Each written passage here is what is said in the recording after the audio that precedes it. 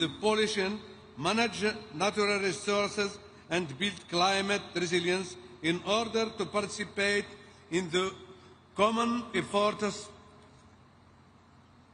aimed at preserving our planet, which is threatened by ruthless pursuit of gain and by our own restlessness.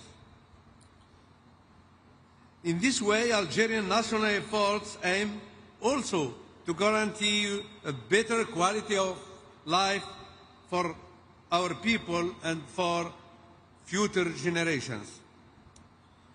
Ladies and gentlemen, desertification is a particularly alarming problem.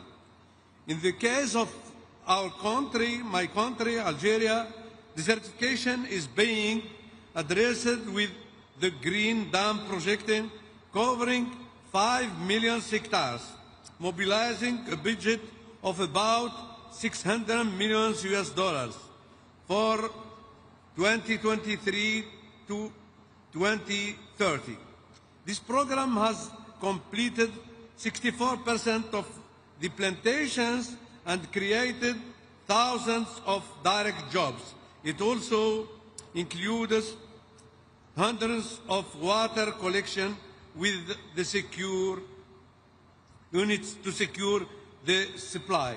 The national strategy aims at the sustainable rehabilitation of soils, the management of resources, and the active participation of local populations. As many countries, Algeria is facing another pressing challenge: plastic pollution. To counter this problem, my country, or the Algerian government, launched a few months ago the development of national plan to fight against plastic pollution, stressing that this pollution has serious consequences on ecosystems, biodiversity, and public health.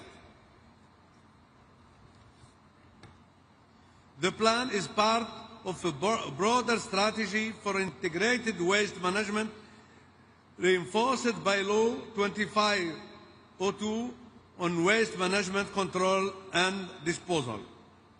Also, to face climate and environmental challenges, Algeria presented a national climate change adaptation plan, a strategic tool to strengthen the country's resilience.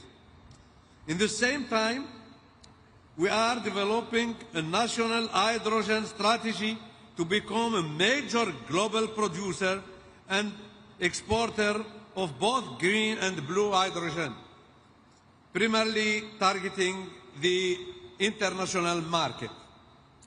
The plan includes producing 40 terawatt-hours of hydrogen by 2040, leveraging its existing gas export infrastructure and developing new pipelines and derivatives like ammonia and methanol. Key initiatives involve feasibility studies for large-scale projects and partnerships to build domestic expertise and infrastructure. The aim is to supply 10% of Europe's clean hydrogen demand by the year 2040. The strategy includes both blue hydrogen from natural gas with carbon capture and green hydrogen from renewable energy.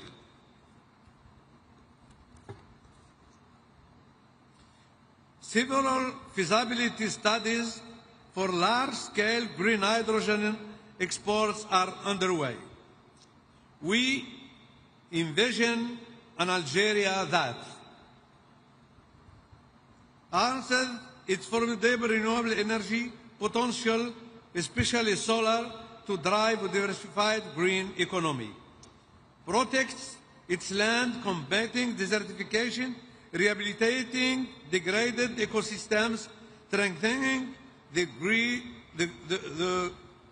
Great Green Dam's legacy, empowers rural youth and women in climate-smart agriculture, water-efficient systems, and sustainable livelihoods, contributed constructively to global climate governance, sharing our experience, learning from others, building partnerships. Let us then ensure that this conference marks a turning point not only in negotiations text but in real-world transformation. Excellencies, ladies and gentlemen, Algeria stands ready to partner and to examine with required care and due diligence the various initiatives related to the protection of the environment and climate and sustainable development. In this vein, my country has already acted and formalized its adherence to some of them. Thank you very much. Assalamu alaikum wa rahmatullah.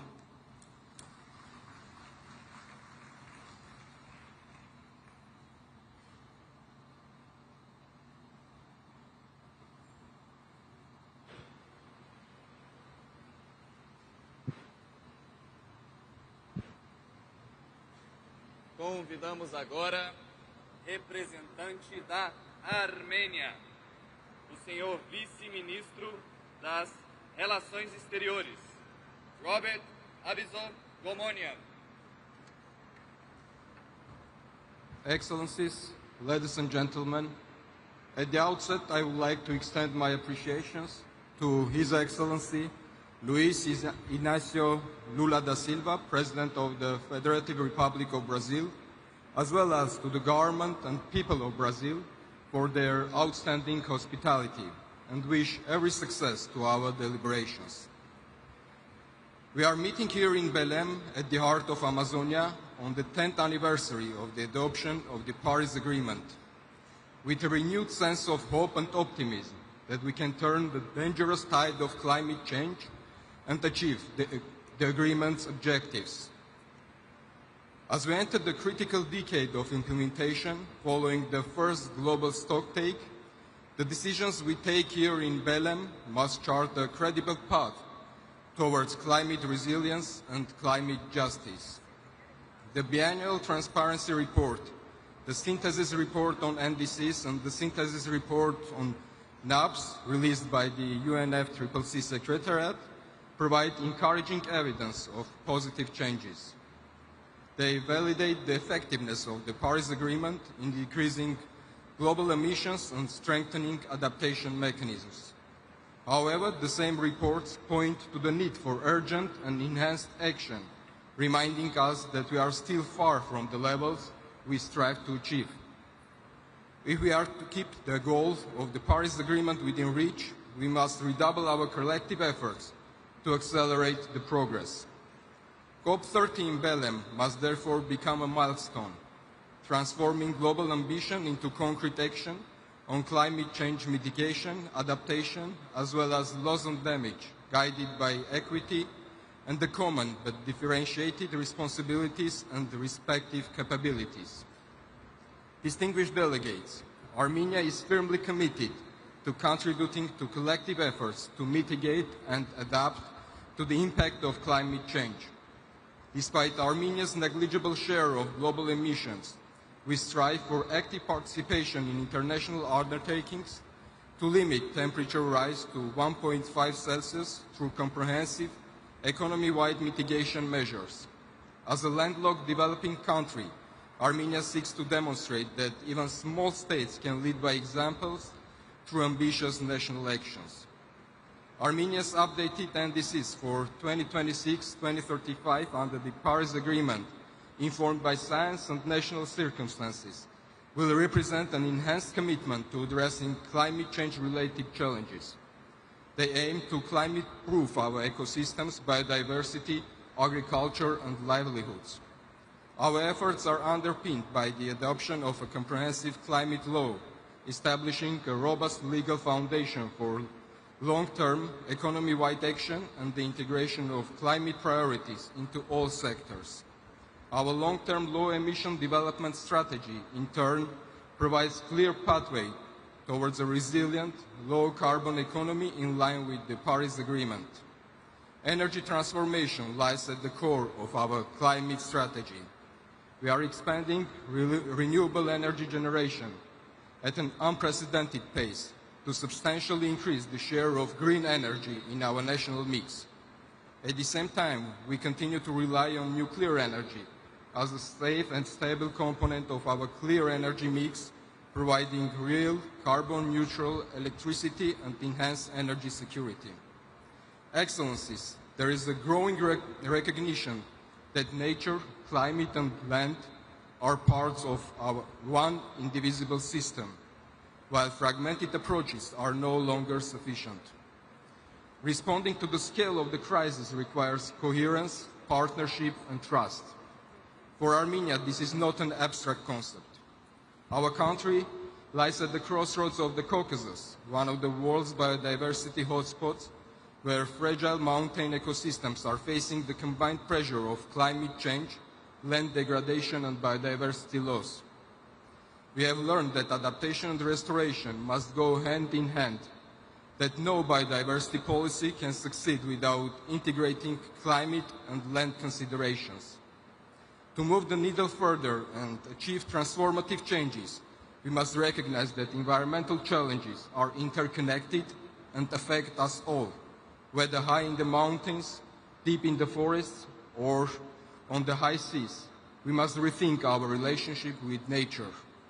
Recognizing the urgency of these interconnected challenges, Armenia, as the host of Biodiversity COP30, is taking active steps, together with other partners, to reinforce international collaboration and promote integrated approaches to climate change mitigation and biodiversity preservation, with a view to achieving a result-oriented outcome at COP30 in BELEM on synergies that could be leveraged towards successful global review of the collective progress in implementing the Kunming-Montreal Global Biodiversity Framework at CBD COP17 in Yerevan next year.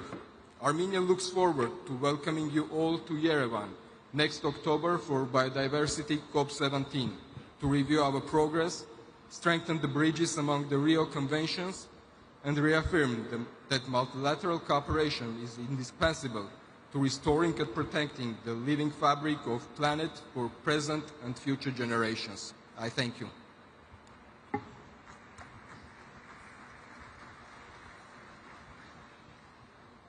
Convidamos agora representante da Dinamarca, o senhor embaixador climático e subsecretário de Política de Desenvolvimento, Ole Tonke.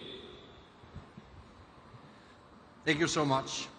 Excellencies, ladies and gentlemen, in a time of political competition, geopolitical competition, and economic uncertainty, it might seem tempting to postpone climate action, but that would be unwise. The consequences of climate changes are here, and they are very clear. It is reshaping lives for our citizens. Extreme weather, droughts, rising sea levels are no longer warnings of a distant future, but it's the reality of today. Climate change is disrupting lives and communities, fueling conflicts, and forcing people to leave their homes. If we don't act, these challenges will only intensify. The complexity of the challenges underscores the urgent need for strengthened collective action. And the urgency is real. Ambition must increase, and our actions must be scaled up. Recently, EU member states have called. We have agreed on an ambitious new NDC, sending strong and united signal to the rest of the world. We have committed to reducing emissions between 65.25 and 72.5% by 2035. And more importantly, we agreed to a 90% net emission reduction by 2040, leading the way towards EU climate neutrality by 2050. It has been 10 years since the Paris Agreement was adopted, and Denmark remains steadfast in our commitment to the Paris Agreement, and as we will do everything we can do, leading by example, both in increasing our ambitions and delivering on implementation. A key element is moving from fossil fuels into renewable energy. Over the last 10 years, a remarkable technological transformation has happened. Renewable energy and technologies have become the fastest growing source of electricity in history. Switching to clean energy is not essential not only for green transition, but also for our security, and at a lower price than fossil fuel electricity generation. Step by step, we are moving forward, creating jobs and new opportunities, and reducing dependencies. Climate change affects everyone. A strong global agreement on adaptation is essential for all countries and a priority for Denmark. Strengthen resilience by protecting critical infrastructure and essential services will not only safeguard societies, but also promote economic growth and create jobs. Finally, we need financing to support our global ambitions. Denmark remains committed to providing 0.7% of our GDP in development assistance, and with 30% earmarked for climate action, and out of that 60% for climate adaptation, we are sending a strong signal. But development assistance will not be enough to cover the financial gaps. We must scale up all innovative financial solutions. As a concrete first step, I'm announcing at this COP today that Denmark will issue $100 million in a state-backed guarantee to the Inter-American Development Bank. This will help mobilize $400 million in new concessional lending for countries in the region towards accelerating energy transition in the Amazon areas. We cannot allow ourselves to do the easy thing alone, nor to postpone climate action. Denmark's ambitions and actions underline that we are determined to go the extra mile. Thank you.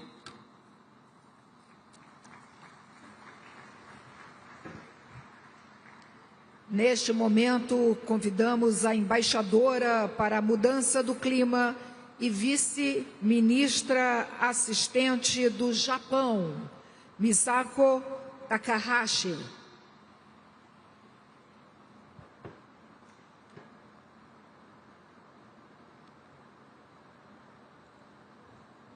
Distinguished guests, thank you for this opportunity to speak about Japan's climate actions at this excellently organized session today.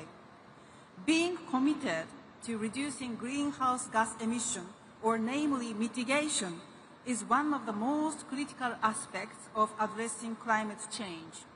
Japan reaffirms its unwavering commitment to achieve net zero by 2050. To achieve the 1.5-degree goal under the Paris Agreement, which marks its 10th anniversary this year, international community, including not only developed countries, but also major emitting countries, must be united in our efforts. 2025 is the year for each party to submit our nationally determined contributions, NDCs. NDCs, together with the global stocktake and the biennial transparency report, are three critical elements for the ambition ratchet-up cycle under the Paris Agreement. In February this year, Japan submitted its NDC, which aims to reduce its greenhouse gas emissions by 60% in fiscal year 2035 and by 73% in 2014 compared to 2013 levels. Japan's reduction pathway is ambitious as it is consistent with the Paris Agreement 1.5-degree goal. In fact, we have already achieved approximately 27% reduction by fiscal year 2023, and Japan is committed to making steady progress. In this context, we welcome fellow countries that have submitted new NDCs this year toward achieving global net zero. At the same time, we call on parties that have not yet submitted NDCs to submit them as soon as possible with the highest possible level of ambition. In our view, it is crucial that all countries, regardless of being a developed or a developing country, submit their NDCs with the highest possible ambition at the earliest opportunity and advance actions aligned with them. We need to keep the ambition ratchet up cycle rolling in order to move forward with greenhouse gas emission reduction. Our expectation is extremely high that discussions will be held from next week based on the NDCs and biennial transparency report submitted by countries around the world, and that a strong political message for further mitigation will be delivered as an outcome. Strengthening adaptation efforts is urgently needed for developing countries, in particular LDCs and SIDS. Japan is leveraging its public and private sector expertise in disaster prevention to provide wide-ranging support across Asia, the Pacific, Africa, and other regions, covering flood and drought countermeasures, agricultural support, and beyond. We will continue these efforts. Climate finance is also crucial for advancing developing countries' mitigation and adaptation efforts. Under the Paris Agreement, Japan will continue providing financial support as a developed country. Simultaneously, as outlined in last year's new collective quantified goal, NCQG, meeting developing countries' climate finance needs requires not only public finance from developed countries, but also support from capable non-developed countries and the mobilization of private finance. Whether for mitigation or adaptation, needs and circumstances of each country differ significantly. Last year, under Azerbaijan's highly appreciated presidency, the NCQG was agreed after difficult negotiations. Going forward, we should avoid repeating similar negotiations. What we wish to see is practical discussion and efforts grounded in reality, focusing on how to respond to the diverse needs of each country to advance their actions and achieve the objectives of the Paris Agreement. Japan has proposed the Asia Zero Emission Community, so-called AZEC platform, which promotes energy transition through various pathways, taking into account each country's circumstances. Tangible cooperation with Southeast Asian countries and Australia is well underway through this platform. Furthermore, we will actively contribute to reducing emissions in other countries, including working with Brazil to decarbonize the automotive sector by leveraging both nations' strength in biofuels and high-performance mobility. Japan supports the BELEM 4X pledge on sustainable fuels launched in this COP and will continue to commit in expansion of sustainable fuels, including in the road transport sector.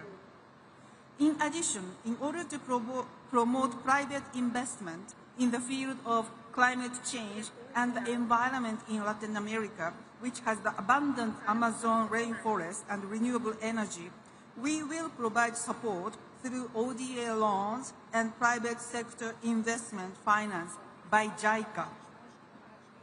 These are just a few examples of Japan's international efforts. We will continue to vigorously promote initiatives both domestically and internationally. Let me conclude that Japan will continue to be an engaged partner in the international community for the success of COP30 and for the implementation of climate actions. Thank you very much for your kind attention. Muito obrigada.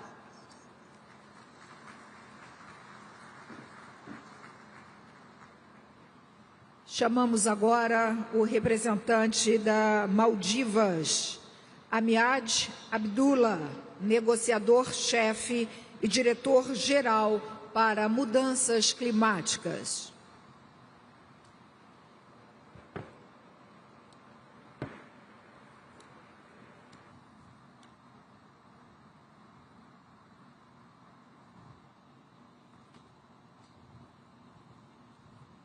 Presidency, Excellencies, friends, ladies and gentlemen, the Maldives extends its warm appreciation to the government of Brazil for its leadership in hosting COP30 here in Amazon, a reminder of the natural systems that sustains all life.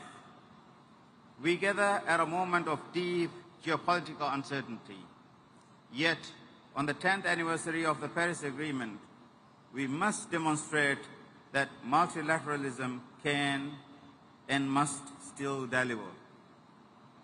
We also commend Azerbaijan for its leadership at COP29 and express our full support in ensuring the success of this conference. Excellencies, science has never spoken more deeply. We are living through an accelerating crisis, and the gap between what must do and what we are doing continues to widen. The NDC 2.0 synthesis report exposed an ambition and implementation gap. Yet NDC 3 synthesis report reveals something more stark, that the gap is widening further and faster. We are not catching up with the climate change, we are falling behind it. For the Maldives and other seats, this is not a future scenario. The inequalities in climate impacts is already here. And every year that passes without action widens the injustice. Our communities are losing land, fresh water, heritage, dignity, and opportunity. For us, implementation is not a political aspiration. The gap we speak is not just financial. It is a gap in our survival. Excellencies, let's be honest about what this decade represents. The last 10 years, the first decade of the Paris Agreement, has left a climate debt owed to the most vulnerable. A debt defined not in accounting terms, but in lives, land, and livelihoods. Under the principle of common but differentiated responsibilities and respective capabilities, delivery must match responsibility. Capacity and urgency imposed on those least responsible for creating this crisis. Despite our structural vulnerabilities, the Maldives has shown remarkable determination to build resilience and seize opportunities where we can. This February, we submitted our most ambitious contribution yet, the third NDC, aligned with low-emission, climate-resilient development pathway through 2035. We aim to reduce emissions, strengthen energy independence and energy security, modernize mobility and waste systems, and protect our most climate-exposed sectors. We did this not because it's easy, but it is necessary. Yet our contributions, like many seats, is conditional upon the provision of adequate, predictable, and sustainable finance, technology, and capacity building. and equal means of implementation. The NDC synthesis report estimates that achieving national climate targets will require nearly $2 trillion US. For SIDS, this is not a number. It is a question of existence. Our people are not asking for charity. We are asking for structural fairness to protect lives and livelihoods where national capacity is stretched to its limits. Excellencies, friends, this COP must reaffirm that adaptation is a global priority, equal to mitigation. We need climate finance that is scale up to match the crisis, access and predictable for planning, primarily grant-based in recognition of our vulnerabilities. Today, access remains slow, fragmented, and heavy bureaucratic, widening inequalities and delaying action where every year counts. This must change urgently. Fast-track and simplified access to SIDS must become the norm, not an exception. Excellencies, friends, despite the shortcomings, we reaffirm that the Paris Agreement remains our only viable pathway for collective climate action. What we need now is implementation at scale in every region, across every sector, for every community. The Maldives arise in BELEM in the spirit of cooperation, determined to restore trust and accelerate delivery. We call on all parties to have not yet submitted their NDCs to do so to align with the 1.5-degree pathways. Let COP30 be remembered not as another milestone of promises, but as the moment we begin to make good on them. For the most vulnerable among us, the stakes could not be higher. We are not negotiating for a political wins. We are negotiating for our survival. The Maldives stands ready to do our part. We ask our partners to do so. Thank you.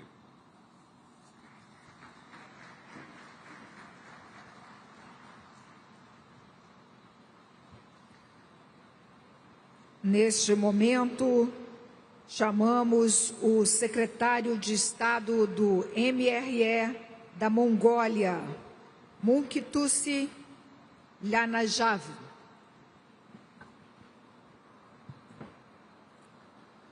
Distinguished delegates, ladies and gentlemen, I wish to extend my sincere gratitude to the government of Brazil for gathering us here in BELEM and hosting the COP30 in the spirit of global mutirao. The Amazon forests surround us as a living testament to nature's resilience and a reminder of its fragility. This year marks the 10th anniversary of the Paris Agreement, opening the third nationally determined contributions committed period. These milestones remind us to transform the promises of Paris and the ambitions of Glasgow into tangible results. We must move from pledge to progress, from rhetoric to regeneration. Now is the time for action, unity, and accountability. Mongolia was among the first countries to ratify the Paris Agreement in 2016 and pledged to be part of the global solution. Today, we reaffirm and elevate the commitment through our new NDC 3.0. By 2035, we aim to reduce our greenhouse gas emissions by over 30%, and we further aim to push that reduction to more than 50% by concrete commitments in the energy, transportation, construction, food and agriculture sectors. We have integrated land restoration, sustainable herding practices, and climate-resilient infrastructure. Today, developing countries face serious challenges like high debt levels, budget constraints, and limited financial resources which hinder their ability to meet climate commitments. We must also be mindful that adaptation is not a secondary concern, but a development imperative, especially for landlocked and climate-vulnerable nations. As such, Mongolia calls on all countries to embed nature-positive approaches in their national development plans and to recognize land restoration as a dual solution for both mitigation and adaptation. This includes scaling up finance for adaptation, protecting biodiversity, and ensuring that indigenous and rural communities are central to decision-making in a true spirit of global Muchirao. For Mongolia, achieving our Paris Agreement goals will require financing equivalent to about 50% of our total GDP. To mobilize these resources, we are pursuing legal and economic reforms to create a favorable environment for investment in renewable energy, green agriculture, and forestry. Within the framework of our Billions of Trees national movement, Mongolia has expanded international cooperation and established the permanent financing mechanism for nature conservation called Eternal Mongolia. According to UN Women, failure to meet global climate targets by 2050 could push 160 million more women and girls into poverty, while 240 million could face food insecurity. In response, Mongolia hosted the World Women Entrepreneurs Forum towards Green Future in August this year and adopted Ulaanbaatar Declaration towards a sustainable future, calling for greater participation and leadership of women in climate action. Distinguished delegates, ladies and gentlemen, in 2026, Mongolia will host the 17th session of the Conference of the Parties to the UN Convention to Combat Desertification, as well as observe the International Year of Rangelands and Pastoralists. I cordially invite you all to participate at the highest level with broader representation in the 17th session of the Conference of the Parties to the UN Convention to Combat Desertification, scheduled on 17th to 18th of August 2016 in Mongolia. This conference seeks comprehensive solutions to adapt to climate change, protect and enhance water resources, and combat desertification and land degradation.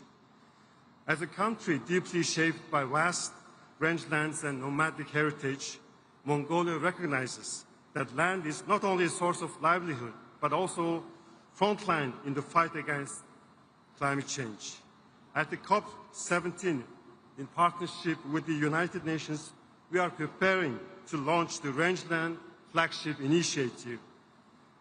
This initiative will unite knowledge, investment, and technology, including AI-powered monitoring, to unlock the carbon sequestration potential of our landscapes.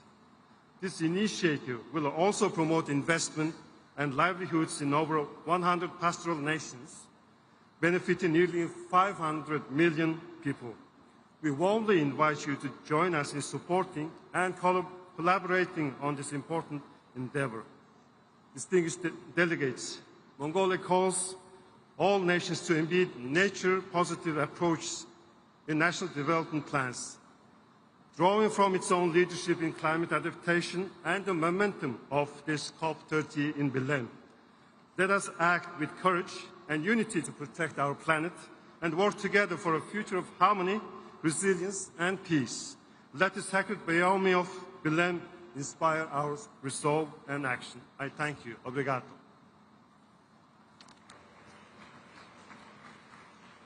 Nesse momento, convido o representante do Nepal, o secretário do Ministério de Florestas e Meio Ambiente, Rajendra Prasad Mishra.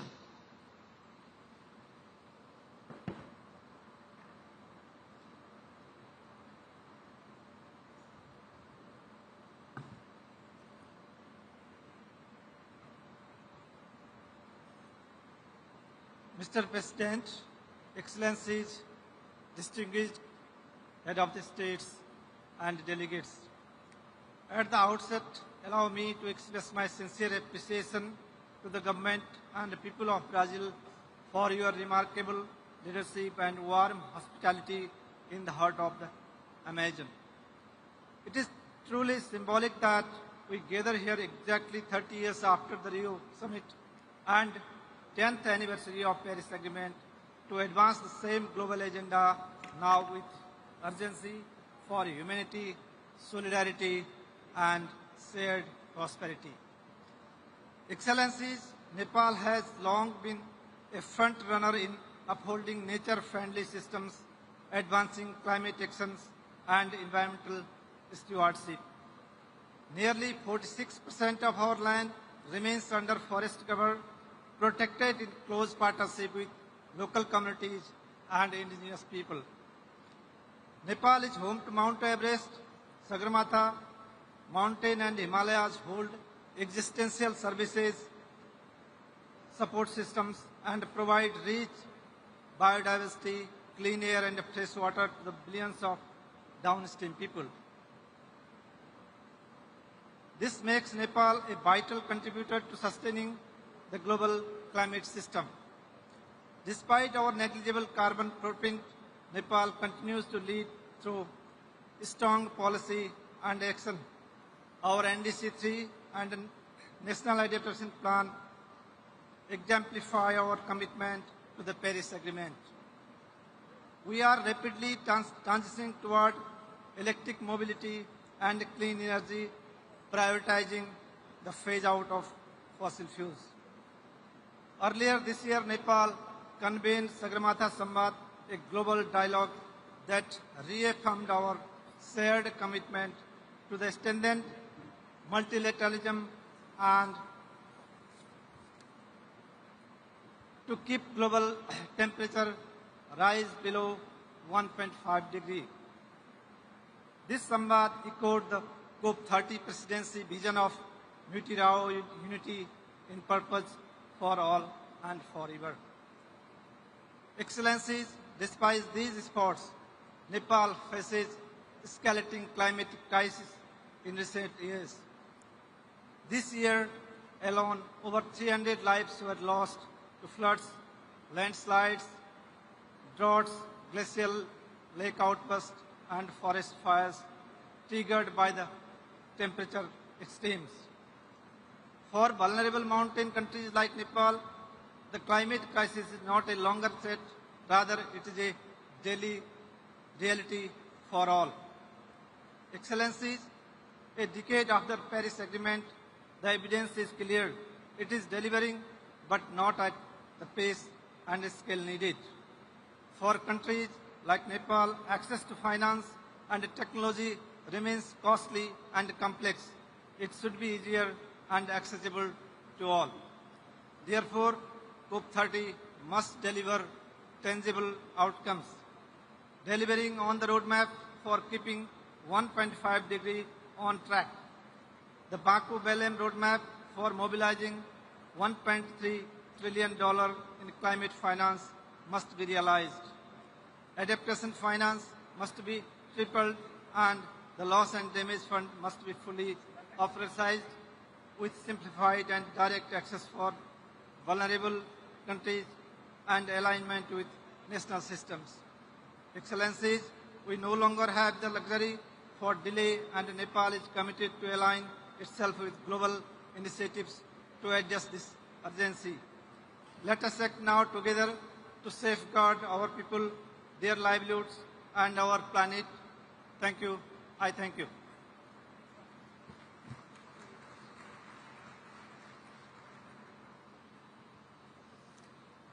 Convidamos para a manifestação a secretária federal do Ministério da Mudança de Clima e do Meio Ambiente do Paquistão, Aisha Umera Moriani. Mr. President, Excellencies, distinguished delegates, good afternoon and Assalamu alaikum. I begin by thanking the government and the people of Brazil for their warm hospitality in the beautiful city of BELEM and for hosting this critical gathering. Pakistan has continuously drawn attention and spoken of living on the front line of the unfolding climate disaster. We have consistently highlighted climate injustice that constitutes the gravest human rights violation of our time. Tragically, our words were not a prediction but a premonition.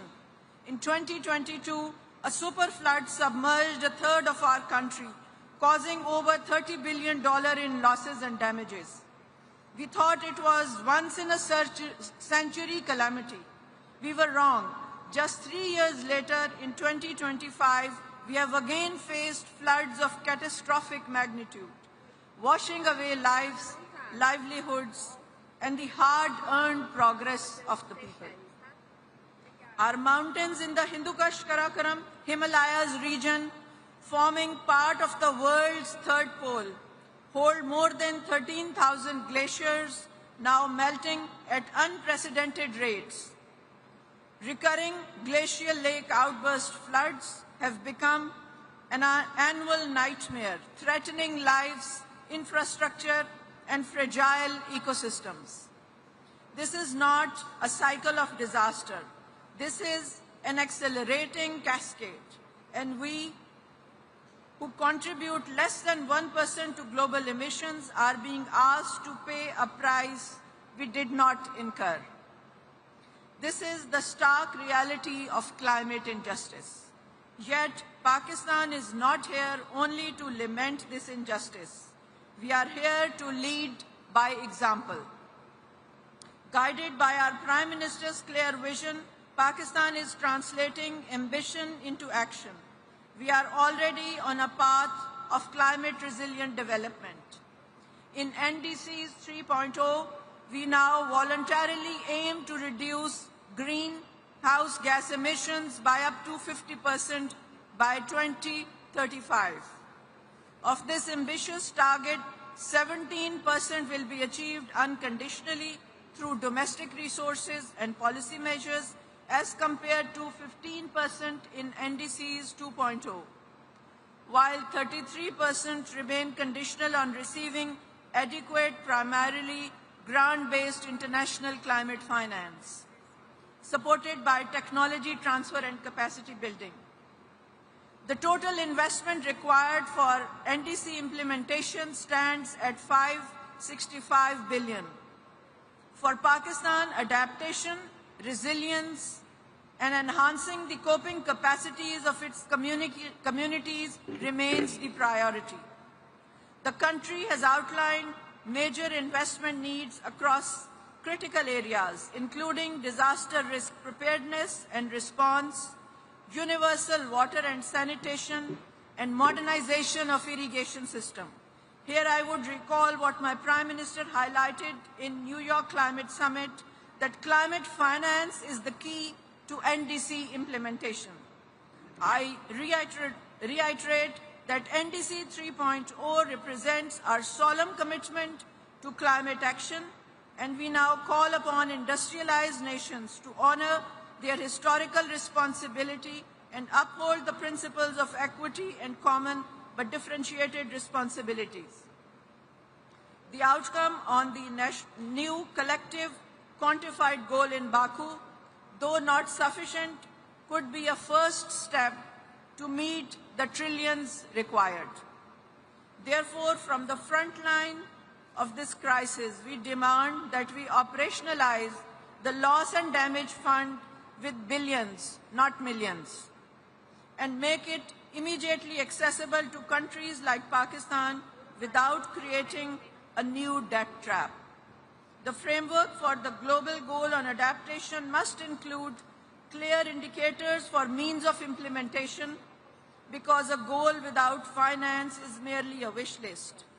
The discussion on just transition at this COP must recognize that for developing nations like Pakistan, it is a pathway to development, not a detour from it. Our transition must be nationally defined, ensuring it lifts our people out of poverty, provide energy crisis, and create sustainable livelihoods, all while aligning with our climate goals. A just transition cannot be just a slogan. It must be a vehicle for equitable development fully supported by the means of implementation. Baku to BELEM roadmap for the 1.3 trillion climate finance goal must prioritize public finance as its core component, ensuring it is easy to access and primarily grant-based, and devoid of any conditionalities that create debt traps for climate-vulnerable countries like Pakistan, which are already drowning in liabilities they did not create. Mr. President, as we gather here to discuss the threat being faced as a result of climate change, we must not forget the suffering of the people from Palestine. The root cause of the ongoing situation in the Middle East is Israel's prolonged illegal occupation of Palestinian territory. Pakistan supports all efforts aimed at ensuring lasting peace and stability in the region. We reiterate the need for the full implementation of the ceasefire, leading to a permanent cessation of hostilities, Israeli withdrawal from Gaza, unfettered humanitarian assistance, and reconstruction of Gaza. Mr. President, the pursuit of climate justice can no longer be deferred. It must be realized through fair finance, technology access, and shared responsibility. Pakistan stands ready to lead by example. But our resolve must be met with global responsibility. Let BELEM be the COP where we move from excuses to execution, from empty rhetoric to accountable action, guided by the equity and the principles of common but differentiated responsibility. Let us not be remembered as the generation that watched the planet burn, but as the one that had the courage to save it. Thank you.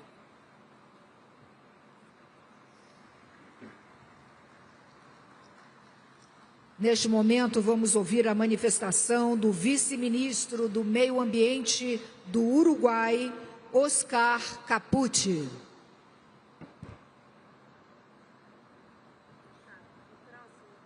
Excelentísimos señores jefes de Estado, honorables ministros, distinguidas autoridades, representantes de organismos internacionales, señoras y señores.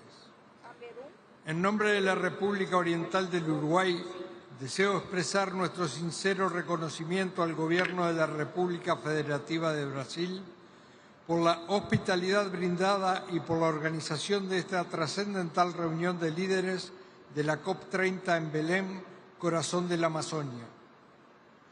Este encuentro nos convoca con una responsabilidad histórica: reafirmar nuestro compromiso colectivo con la acción climática, la justicia ambiental y la solidaridad entre los pueblos. Uruguay reitera su pleno compromiso con la Convención Marco de las Naciones Unidas sobre el Cambio Climático y con el Acuerdo de París, como los instrumentos multilaterales legítimos y esenciales para enfrentar la crisis climática de forma colectiva, inclusiva y basada en la ciencia. En esta instancia decisiva, Uruguay hace un llamado a renovar los compromisos en materia de financiamiento climático, con especial énfasis en la adaptación, incluyendo la definición de una nueva meta colectiva y cuantificada que permita fortalecer la resiliencia de los países más vulnerables. Asimismo, es fundamental brindar claridad y previsibilidad sobre el cumplimiento efectivo de los compromisos financieros de los países desarrollados hacia los países en desarrollo.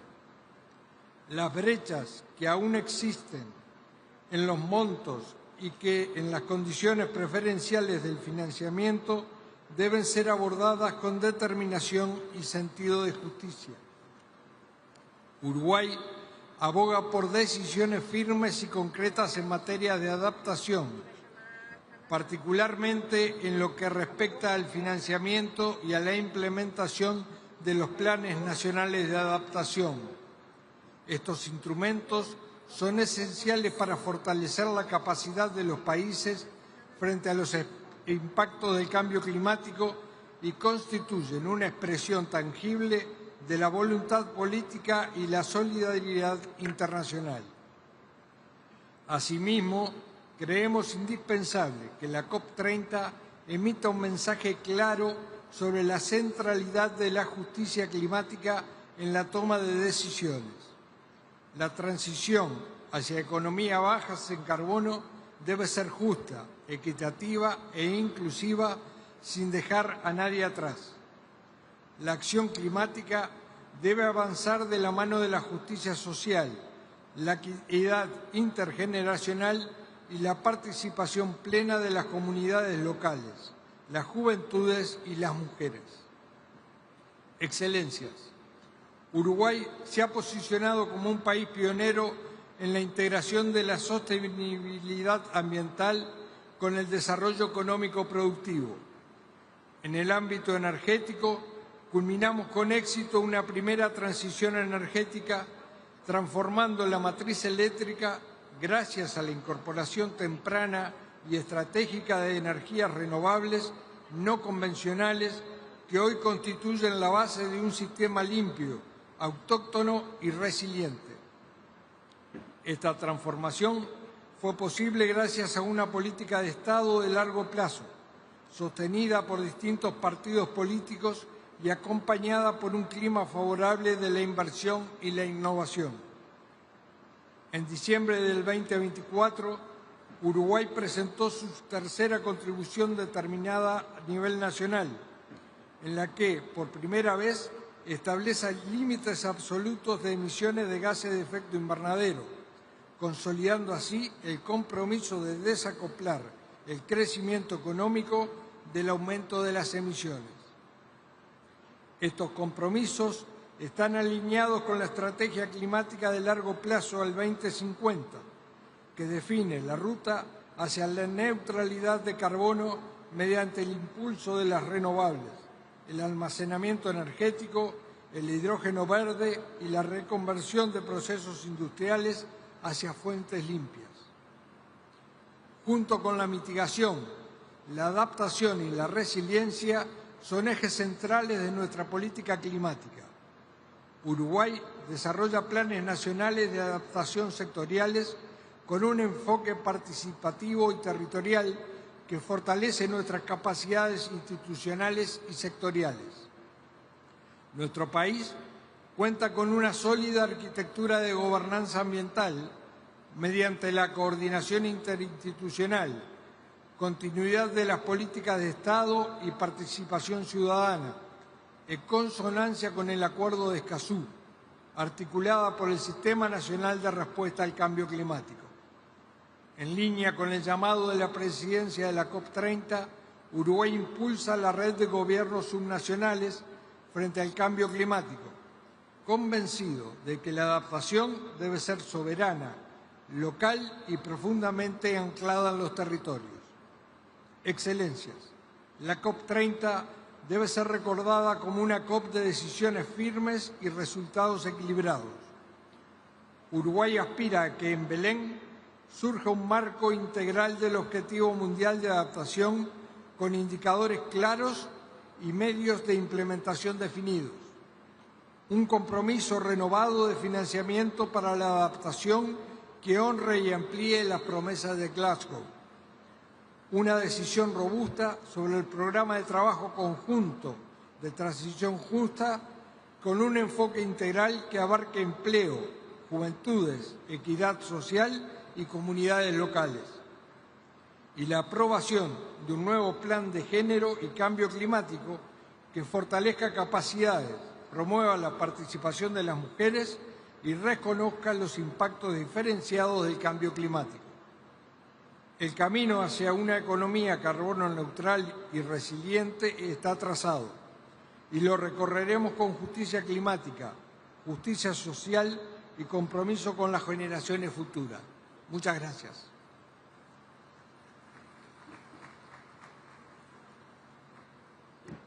Nesse momento, convidamos o representante do Canadá, embaixador Emmanuel Camara-Riarnax. Boa tarde, good afternoon, bon après-midi tout le monde. President, Excellencies, guests, I am pleased to deliver this statement on behalf of the Right Honourable Mark Carney, Prime Minister of Canada. We're meeting in BELEM at a crucial moment. These past 10 years, we've come a long way together. In Paris, we agreed that our shared future depended on our shared ambition, and that we could confront the climate crisis through a cooperation, trust, and a common vision. Since then, we have collectively made further strides towards a low-carbon and climate-resilient future. But there is still much to do. The benefits of climate action and the profound impacts of climate inaction are becoming more clear every day for the well-being and health of citizens across the globe, for biodiversity, for food and energy security, and for economic security. We know that effective action starts with detailed planning. We encourage all countries to come forward with ambitious climate action and to come to COP ready for candid discussions on the progress made so far and what more we can do collectively to reach net zero. We commend Brazil for making multilateralism a priority for COP30.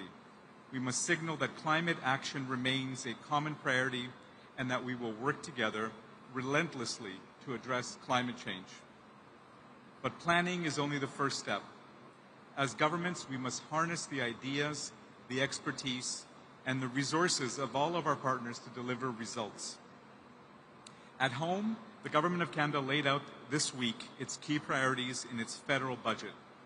These priorities include a new climate competitiveness strategy, positioning our economy to be more competitive by investing in deep decarbonization.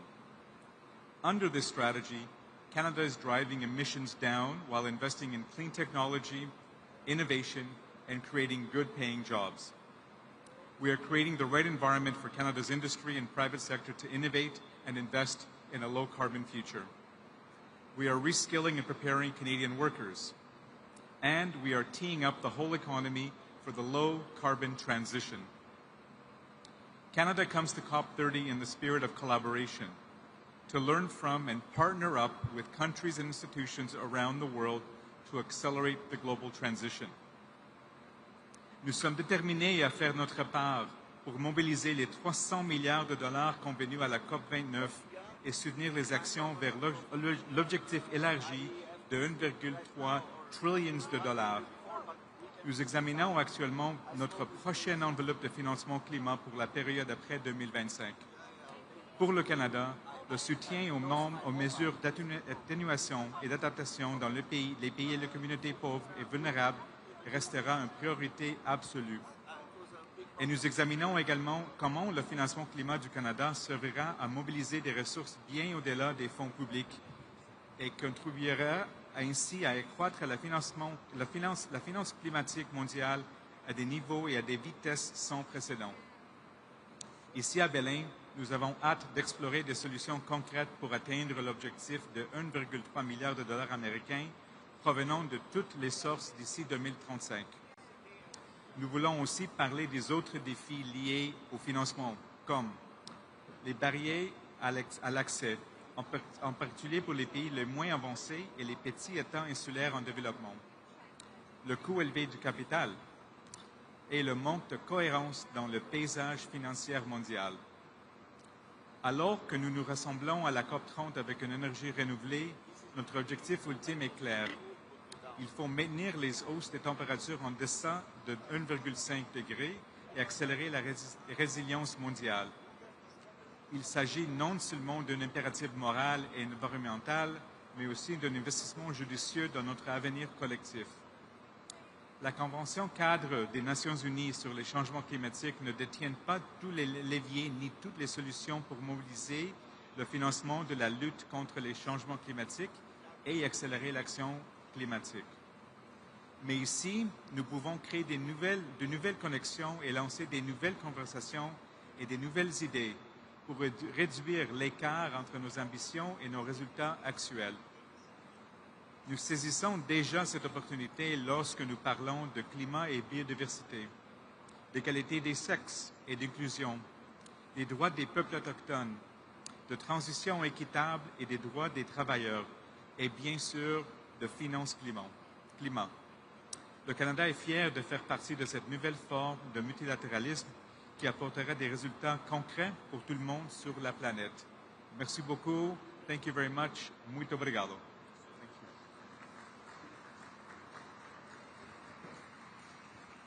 Neste momento, convidamos a embaixadora da Eslováquia, Katarina Tonková.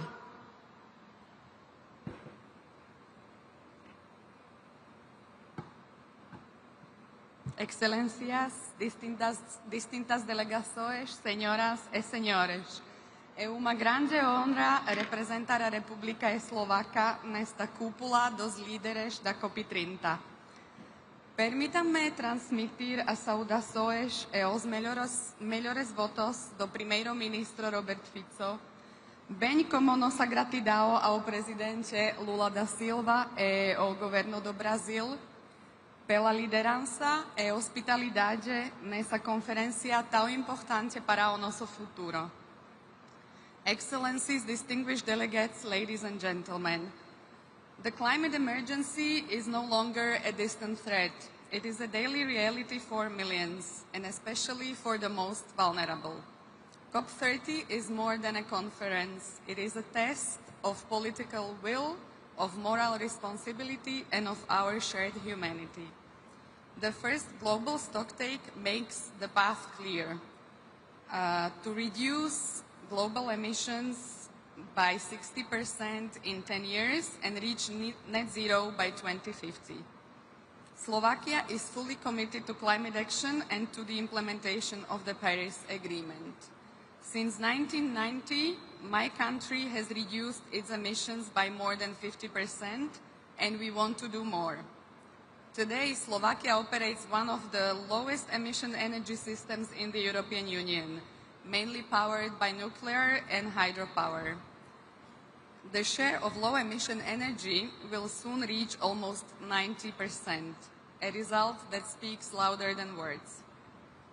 But ambition and economic reality must go hand in hand. Our policies must protect jobs, competitiveness, and people's well-being. A successful green transition is one that strengthens both the environment and the economy, leaving no sector or community behind. No country can succeed alone. We need inclusive global partnership. Supporting developing countries is a moral duty. Slovakia stands by this principle, contributing 2.2 million euros to the Green Climate Fund and sharing our climate expertise through climate finance and development cooperation. Excellencies, climate change is the defining challenge of our time. Our response must be collective, coherent, and sustainable. Just transition must unite climate and social justice. Agora é o momento de agir com coragem, sabedoria e compaixão. Muito obrigada pela atenção.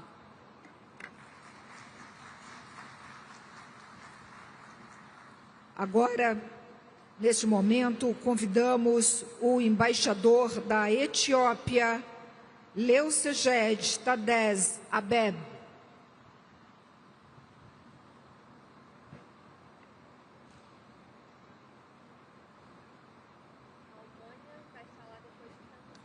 Excellencies, heads of state and government, distinguished delegates. At the outset, I thank the government and people of Brazil for welcoming the world to BELEM, a beautiful city in the Brazilian Amazon and symbolically important location for global climate action. The 10th anniversary of the Paris Agreement being commemorated at the heart of Amazon, the planet's carbon vault, should propel us to meaningful climate actions.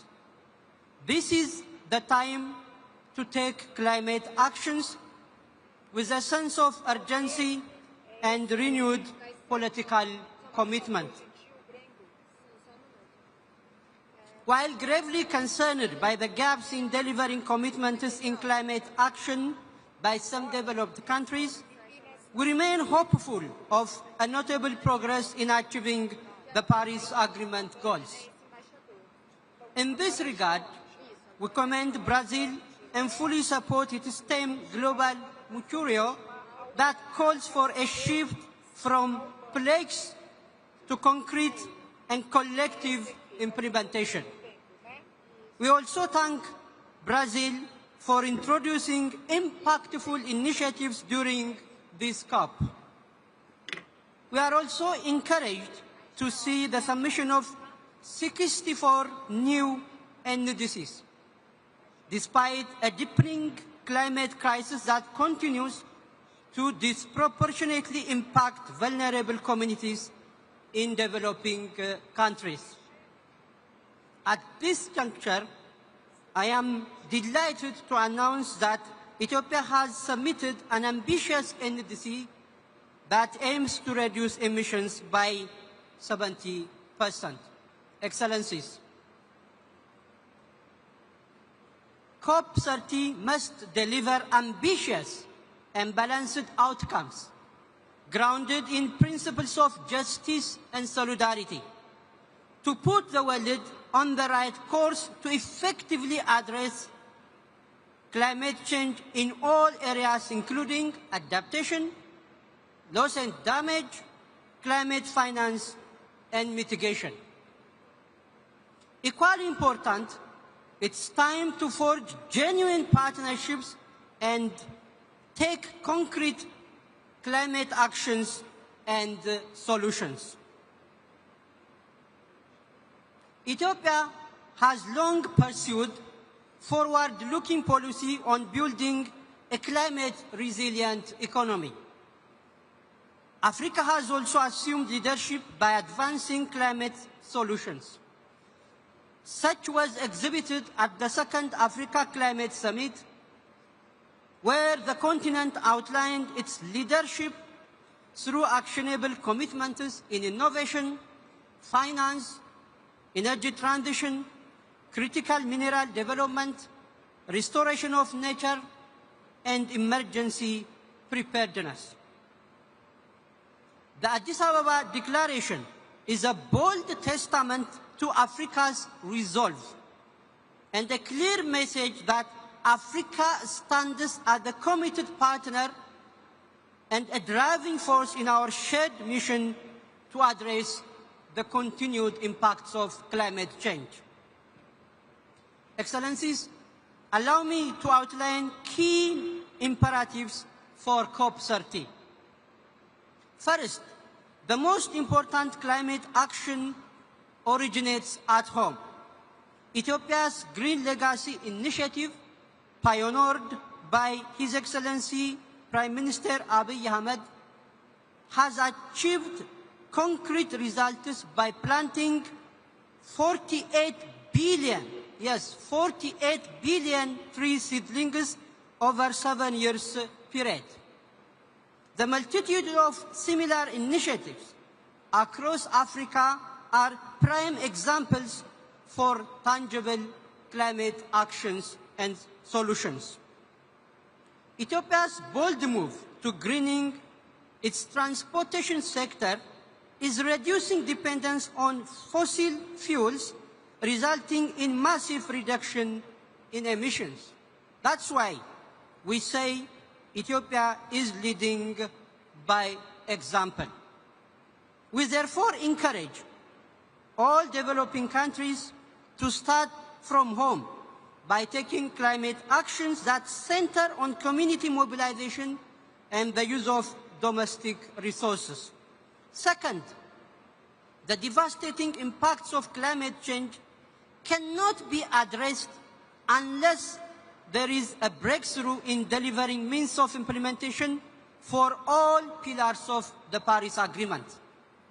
All financing commitments should be delivered in grant-based and non-debt generating concessional finance. The Loss and Damage Fund also needs to be urgently capitalized. We also call for the operationalization of the Baku to BELEM roadmap to mobilize 1.3 trillion USD to close the financing gap, while ensuring a balanced allocation between mitigation and adaptation finance. Third, on energy transition, we should honor the COP28 commitments by tripling renewable energy investment for Africa's share of the global 60 billion USD energy investment from just 2% to 20% by 2030. Furthermore, we wish to underscore the urgent need to ensure fair, sustainable and just supply of chains of critical minerals that are key for the development of zero and low emission energy technologies. Excellencies, it is my great honor and pleasure to announce to this August Assembly Ethiopia's bid to host COP32 in 2027 in Addis Ababa, the diplomatic capital of Africa. The government of Ethiopia has already begun preparations, mobilizing leadership, institutions and partnerships to ensure a successful and historic summit in Addis Ababa. Addis Ababa, home to the African Union, the UN Economic Commission for Africa, and over 160 diplomatic missions, avails seamless air connectivity and excellent track record of hosting major conferences. I therefore humbly request your support to bring COP to Africa once again. Finally, Excellencies, allow me to close by joining His Excellency President Lula da Silva in his declaration that is COP30 shall be a conference for truth. Truth that should lead us to realize our commitment is measured not by the promises we make, but by the actions we take to address the devastating consequences of climate change. The time to act is now. I thank you, Excellencies.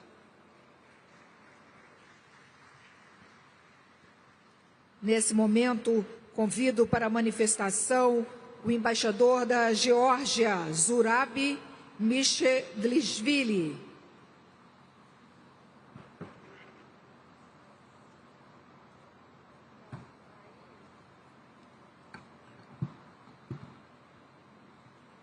Excellencies, ladies and gentlemen, it is a particular honor to address you on behalf of the delegation of Georgia.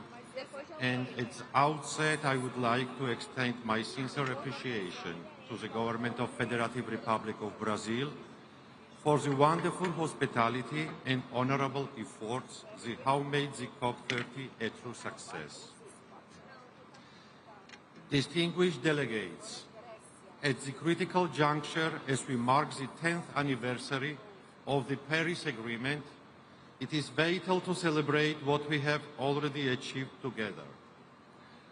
From bending the emission curve to operationalizing the loss and damage fund, these achievements stand as a statement to our collective efforts to combat the climate change. Acknowledging this progress is not complacency, it is reaffirmation of the Paris spirit and a reminder that multilateral climate action delivers results. At the COP30, Georgia will advocate for an outcome that balances urgency with recognition, anchoring our collective efforts in the tools that drive implementation and shape a resilient, decarbonizing future for all. Georgia will support a consensus outcome that acknowledges the ambition implementation gap and commits us to closing through the instrument already agreed under the Paris Agreement. Nationally determined contributions are not absent pledges. They are the operation blueprint for climate action.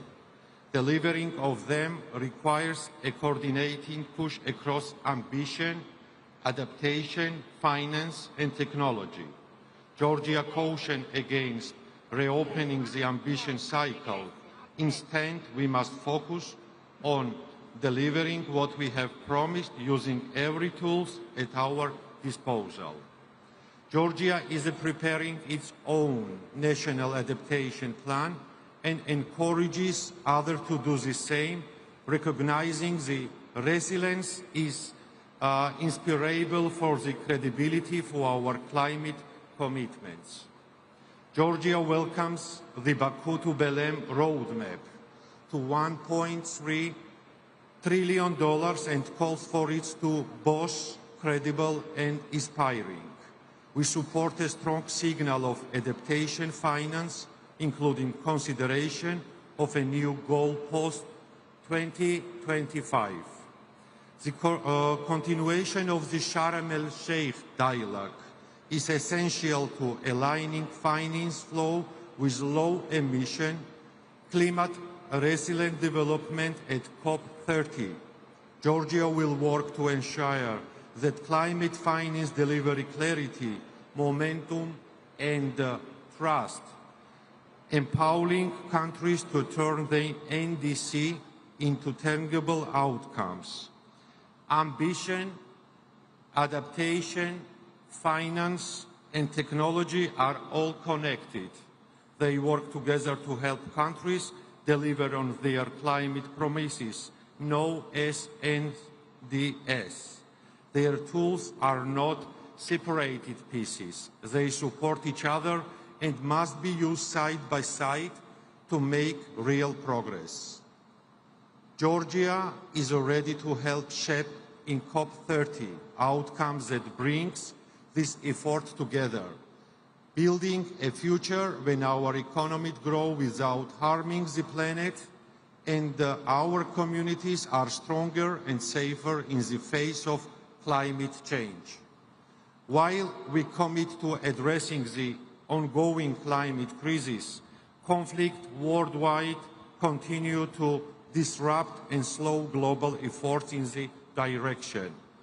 Due to the occupation of Georgia's Abkhazia and Skhin Valley region, the government of Georgia is unable to implement measures to severe consequences of climate change in those regions, which consist of 20% of Georgia territories. Georgia welcomes the COP30 presidency effort to connect the action agenda with the result of the global stocktake. This is a crucial step to move from word in action, turning, negotiate, decision into real program on the ground. We believe the 6 thematic axes should lead to a clear and unified signal of how far we have come and where we need to go. For Georgia, the action agenda is not a side activity. It is a powerful tool to boost ambition and make climate effort more effective. We stand ready to contribute to a result-driven, inclusive, and forward-looking outcome of the COP30. Thank you very much. Obrigado.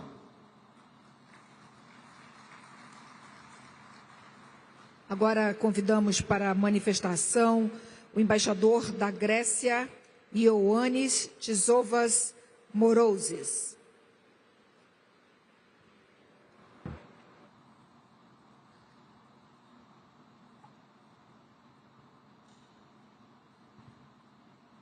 Boa tarde a todos e a todas, excelências, autoridades, colegas, amigas y amigos todos.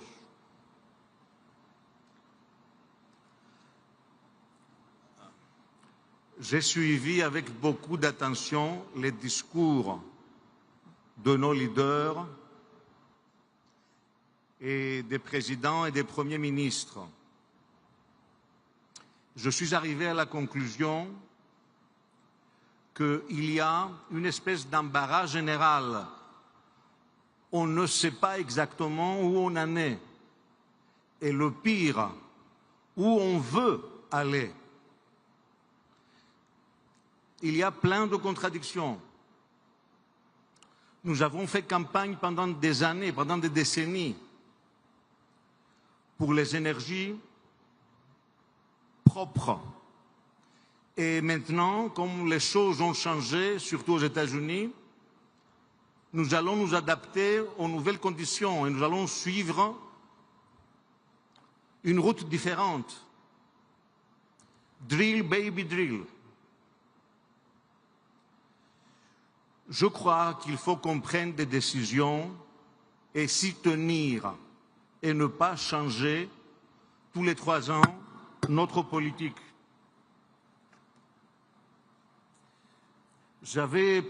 On m'avait préparé un discours très long. Je ne lirai pas, sont 10 pages. À la place, je vous dirai quelques aspects de la politique de la Grèce à propos de notre sujet de changement climatique. Hier, à Athènes, nous avons reçu la visite de 4 ministres des États-Unis. Ministre d'énergie, économie, intérieur. Le but de la visite était de voir avec les autorités de mon pays des moyens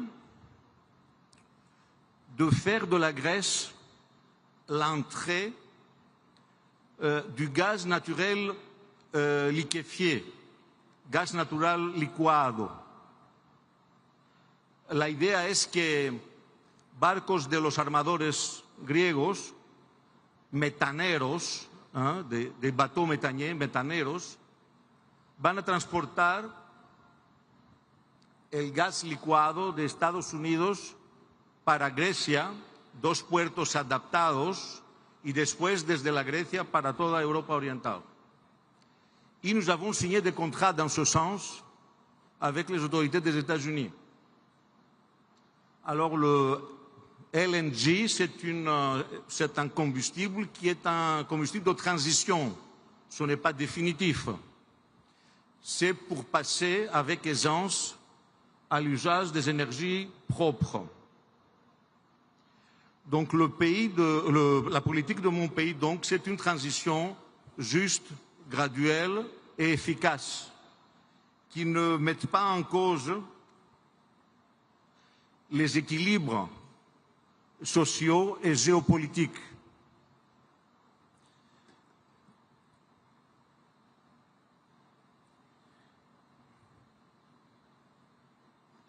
Greece is fully committed to ensuring the compliance of EU policy and the objectives of Paris Agreement and the European Climate Law. Specifically, Greece is committed to implement the EU legal framework Fit for 55 set of proposals with the aim of ensuring that policies are in line with reduction of net GHG emissions of EU by at least 55% at the least by 2030, in comparison with 1990 levels. So our emissions in Greece are down 45% in comparison with 2005. And lignite used to provide much more than 50% of our power generation is share today is just 6%. Our commitments to equip by 2030 at least 12 ports, 12 harbors in Greece with cold ironing and their simultaneous transformation to energy hubs will assist the decarbonization of the shipping sector, which is very important in my country. So we will decrease the emission and as well the climate change mitigation will take place. So, la conclusion, nous allons continuer notre politique énergétique et notre politique de changement climatique en accord avec l'Union européenne et avec tout ce qui a été dit hier par la présidente de la Commission européenne, Ursula von der Leyen, et par le président du Conseil, Antonio Costa. Thank you very much.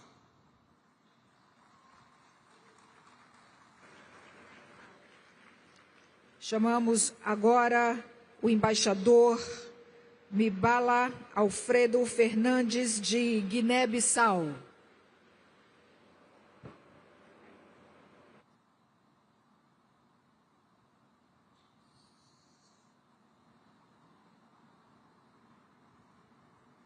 Boa tarde a todos. Gostaria, em primeiro lugar, de saudar a todos os que estão aqui nesta sala, bem acolhedora, até esta tarde, para podermos falar daquilo que nos trouxe aqui de vários cantos do mundo, que é a COP30. Quero aqui cumprimentar todas as autoridades presentes nesta sala, autoridades civis e militares, e todo o protocolo que nos foi reservado até este momento pelas autoridades brasileiras. É com grande honra que a Guiné-Bissau toma a palavra nessa 30ª Conferência das Partes da Convenção 4 das Nações Unidas sobre as Mudanças Climáticas aqui em Belém, símbolo da maior floresta e da nossa responsabilidade comum partilhada a nível do planeta. Em nome da Sua Excelência, Senhor Presidente da República da Guiné-Bissau, General Plenary, que não pode estar aqui neste momento por agenda nacional, gostaria, eu e a minha delegação aqui presente, de expressar o nosso profundo agradecimento ao Estado brasileiro e ao povo brasileiro pela hospitalidade e pela forma como paraenses nos acolheram aqui nesta cidade, que vai marcar uma viragem da política climática no mundo. Muito obrigado ao povo de Pará, muito obrigado, Amazônia. Minhas senhoras e meus senhores, a Guiné-Bissau é um país costeiro, situado na África Ocidental, mas enfrenta grandes vulnerabilidades: a subida do nível do mar, a erosão costeira, a perda de biodiversidade e o impacto das secas e inundações nas comunidades rurais. Apesar dessas dificuldades, o nosso país mantém um compromisso firme com o Acordo de Paris e com o desenvolvimento sustentável. Estamos a concluir a 4ª Comunicação Nacional e o 2º Relatório Bienal de Transferência, reafirmando o nosso empenho na transferência climática. Executamos projetos estruturantes, como o projeto Coastal, o Aqua e o projeto de reforço de capacidade e de adaptação de resiliência, que fortalecem a proteção das zonas costeiras nacionais e melhoram a vida das nossas populações. Reforçamos igualmente a aposta nas energias renováveis, sobretudo a energia solar, para reduzir a dependência de combustíveis fósseis. Excelências, estes esforços nacionais exigem apoio financeiro, previsível e justo. A Guiné-Bissau apela para que a COP30 seja um marco na implementação efetiva do novo Objetivo Global de Financiamento Climático, com recursos adequados, acessíveis aos países mais vulneráveis.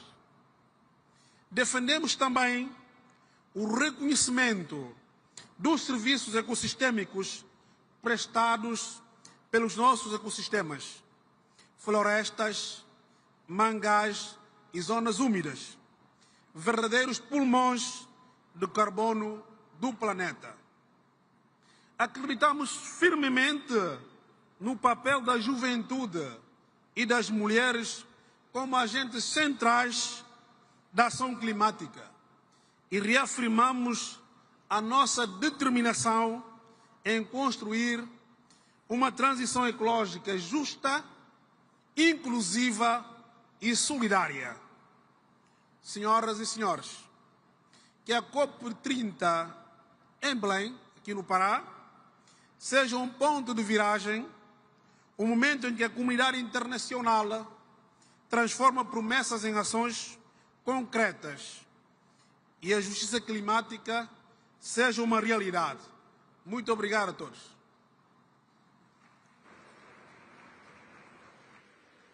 Chamamos neste momento o embaixador da Índia, Dinesh Bhatia.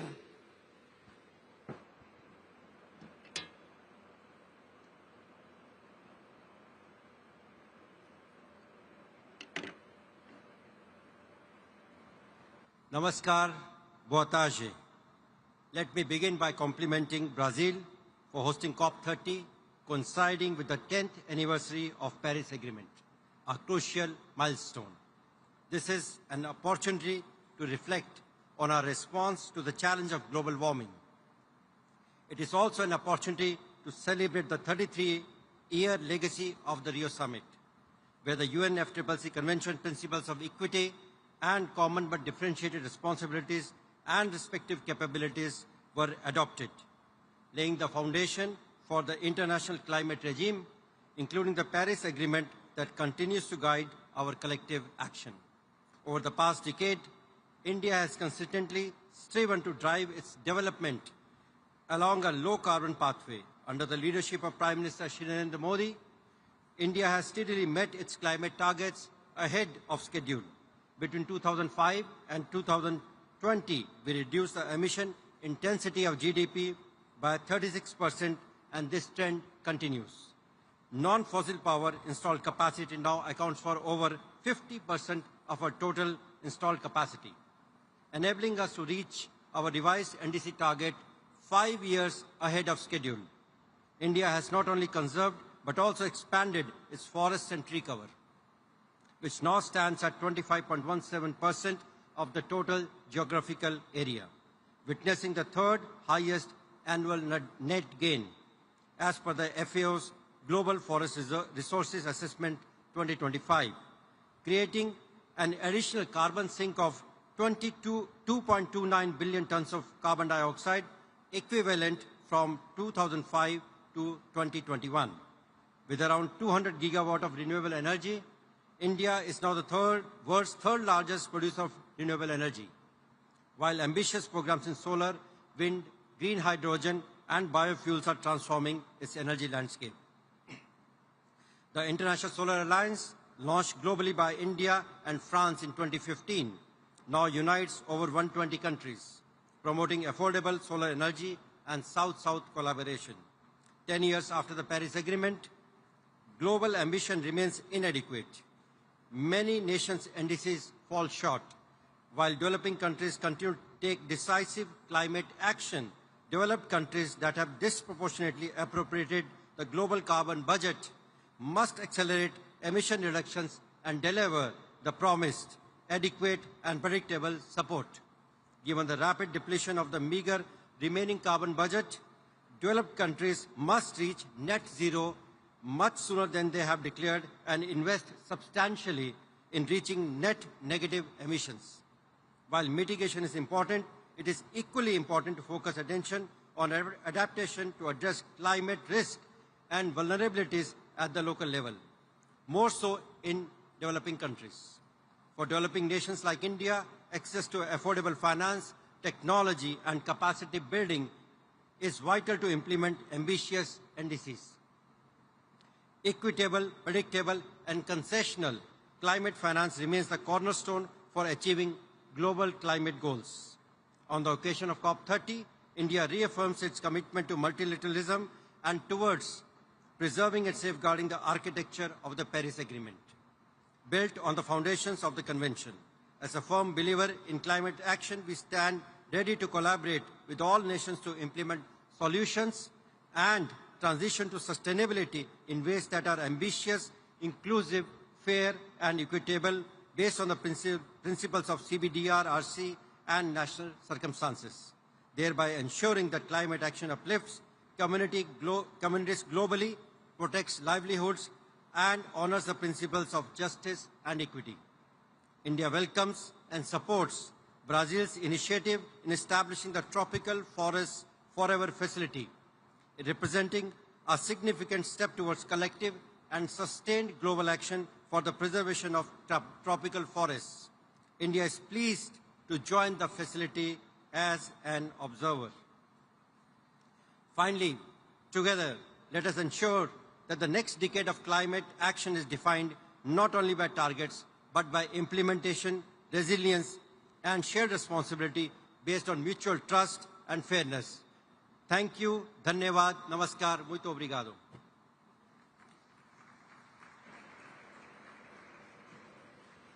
Convidamos neste momento o embaixador do Líbano, Elias Nicolá.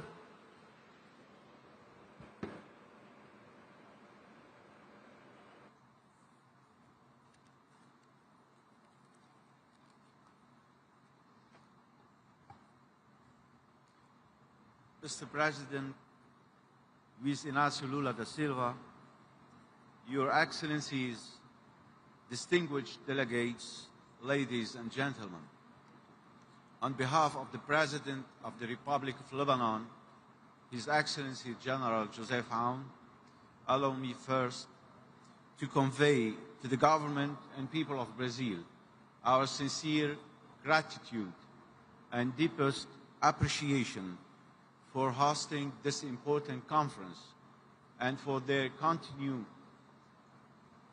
commitment to advancing the goals we collectively set a decade ago in Paris.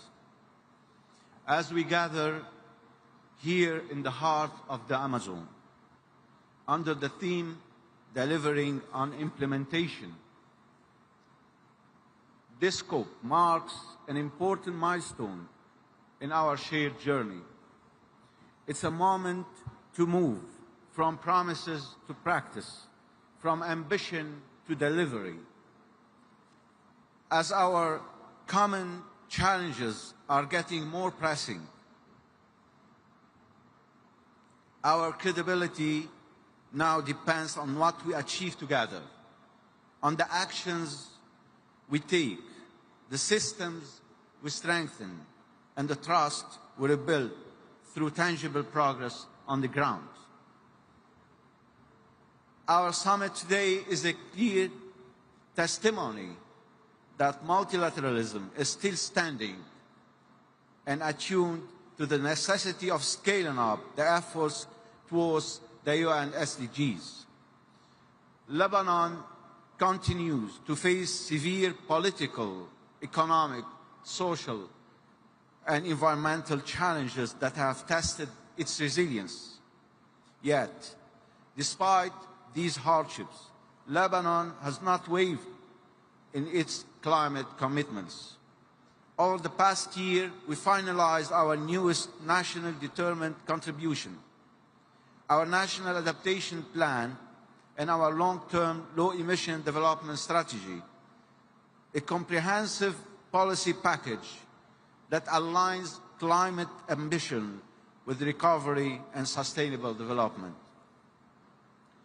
In our updated NDC, Lebanon has increased its ambition, committing to reducing national greenhouse gas emissions by 22% unconditionally and 33% conditionally, compared to a business-as-usual scenario by 2035. It also commits to meeting 25% of national electricity demand from renewable energy sources unconditionally and 30% conditionally by 2035. On adaptation, Lebanon has identified 8 priority sectors, that is agriculture, forestry, water, biodiversity, urban infrastructure, public health, disaster risk reduction, and tourism, thus emphasizing protection of lives and livelihoods, the strengthening of institutions, and the mainstreaming of climate action across all key sectors. Lebanon's progress, however, has been overshadowed by the dire consequences of chronic instability, hostility, and repeated aggressions against its territory and its sovereignty. The economy has contracted by over 40% since 2018, let alone the most recent aggression that inflicted an estimated $6.8 billion in direct damage and up to $11 billion in reconstruction and recovery needs, according to the World Bank Rapid Damage and Needs Assessment report this year. These crises have also caused extensive environmental degradation, reversing years of effort to safeguard biodiversity, forests, and productive lands. Environmental losses amount to around 720 million, primarily driven by the conflict's impact on natural ecosystems, with recovery and reconstruction needs for environmental damage alone estimated at $444 million by 2030. These sad facts remind us that peace, stability, and environmental protection are deeply interconnected, and that climate resilience must be pursued hand in hand with human security and peace efforts. To enable countries under strain not to lag behind when it comes to realizing the objectives we all aim at, predictable and accessible climate finance remains indispensable. The Loss and Damage Fund must become fully operational, with direct access for vulnerable countries, and the new global finance goal beyond 2025 must guarantee equitable and transparent support for developing nations. Such mechanisms are essential for rebuilding resilience, scaling renewable energy, and advancing adaptation efforts on the ground. At the same time, the global goal on adaptation must move beyond dialogue to delivery. For Lebanon, this means securing the means of implementation to act on our national priorities and operationalize our LD-LATs through cleaner energy, sustainable transport, and waste-to-energy transitions, all while ensuring that our path toward decarbonization remains just and inclusive. Excellencies, ladies and gentlemen, Lebanon's message today is clear. Lebanon's message today is clear. Despite all the constraints we face, we continue to plan, to reform, and to act. Climate action for Lebanon is not separate from recovery. It is at the heart of it. As we deliberate in BELEM, let us make COP30 the moment when ambition is matched by implementation and solidarity by action. The world expects results, and it's our collective duty to deliver on them. Thank you. Obrigado.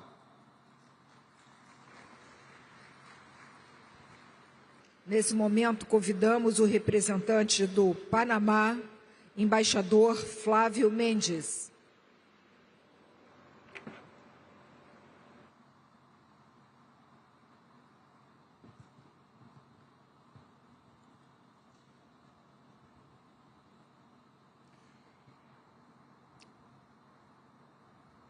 Buenas tardes.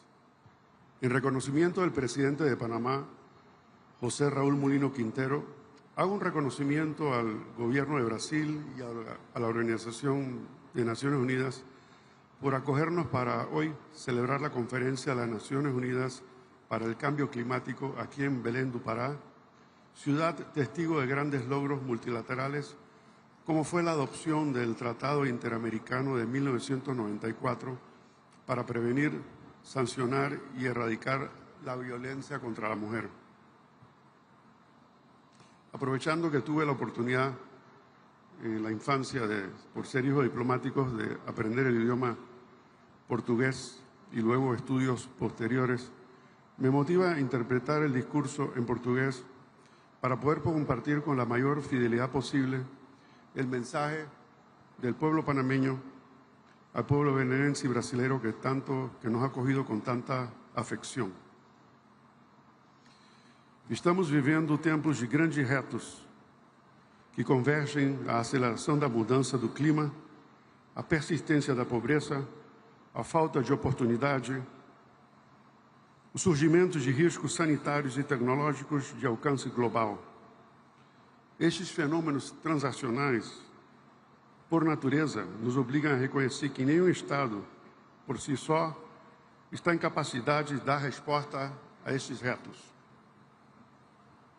As magnitudes dessas ameaças exigem mecanismos de cooperação internacional capazes de atuar com eficácia em defesa da sustentabilidade do planeta.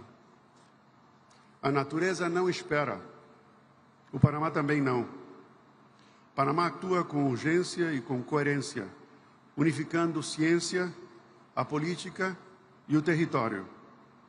Atuamos não por conveniência, mas por convicção, porque cada bosque que se perde, cada recife de corais que se branqueia, cada lar que se inunda, nos lembra que o custo da inação já é alto demais. Durante décadas, o mundo tem tentado avançar na luta contra a mudança do clima, na proteção da biodiversidade e do manejo sustentável da terra, como se fossem 3 caminhos separados. Esse enfoque tem nos custado muito tempo e muita eficiência. Em Panamá, estamos fazendo as coisas de outra maneira, ou como dizem no Rio, de outro jeito. Por essa razão, estamos apresentando o Nature Pledge, pacto que une nossos compromissos em matéria de clima, biodiversidade e terras. É uma forma nova de entender a política ambiental e climática. Na prática, Panamá se compromete a fazer uma redução adicional dos 11% de emissões por ano até o ano antes do ano 2035. Nos orgulhece informar que Panamá chegou e superou 9 anos antes o que foi acordado nas metas 30 por 30. Hoje em dia, 35% do nosso território está protegido. 54% dos nossos mares estão protegidos. Porém, nós não vamos nos deter aí. Nós nos comprometemos a restaurar 100.000 hectares adicionais de ecossistemas prioritários. Para conseguir isto, estamos alinhando nossos fluxos financeiros para ações coordenadas aos temas do clima, da biodiversidade e da terra. Vamos fortalecer corredores biológicos, garantir a conservação das nossas áreas protegidas e assegurar a conservação de espécies em perigo de extinção. Queremos também reconhecer que isto não seria possível sem quem não são os que protegeram a nossa natureza muito antes que existissem tratados e convenções. Os povos indígenas do Panamá. 24% do nosso território é protegido por eles, com a sabedoria ancestral que guia hacia uma convivência harmoniosa com a terra. Excelências, a divisão mundial nos tem feito trabalhar muito lentamente. A integração é que garante a efetividade oportuna. Com o Nature Pledge, o projeto que estamos promovendo, queremos demonstrar que é possível unir compromissos internacionais com uma ação nacional efetiva e imediata, para que seja a base de um desenvolvimento mais justo e próspero. A verdadeira ambição climática não está em acumular documentos dispersos, está em ter a valentia de construir uma agenda comum. Por isso, para esta COP, impulsaremos um documento único, cujo formato facilite aos países em desenvolvimento a acceder aos principais fundos multilaterais e ambientais. Também por um mecanismo de perdas e danos com uma coordenação efetiva e por um plano de ação interseccional onde ninguém vai ficar atrás. Quero fechar este discurso com uma anedota pessoal. Quando eu estava preparando a visita da nossa delegação para a COP em Glasgow, eu recebi uma ligação do Ministério de Ambiente indicando que nós éramos carbono negativo, coisa que não entendi nesse momento, porque sempre estava ouvindo do carbono neutro. Quando eu perguntei como é que tínhamos chegado a isso, a esse patamar, eles responderam: bom, não foi uma decisão só, tem sido um comportamento natural do povo panamenho ao longo do século. É no dia a dia, decisões de políticos, de pessoas comuns, sociedade civil, de que cada vez que tomava uma decisão, sempre pensava no bem comum ou no meio ambiente. Aliás, essa pessoa me lembrou que eu tinha começado, depois de me formar aqui no Brasil, quando cheguei ao Panamá, meu primeiro trabalho foi na ONG que se chamava Associação Nacional para a Conservação da Natureza. Ou seja, que como diplomata, antes de ser diplomata, comecei a trabalhar como conservação. Mas isso é só para poder dar uma dica que o panamenho, por natureza, é assim. Nós pensamos que é normal proteger o ambiente. Então, a mensagem com esta anedota é que eu acho que não é só fazer todas as coisas que, como governo, estamos tentando fazer, mas também homologar o cidadão panamenho comum com essas decisões de dia a dia que tem feito que o Panamá tenha essa posição tão privilegiada com o resto do mundo. E eu convido a vocês a pensar como nós, como o Panamá. Muito obrigado.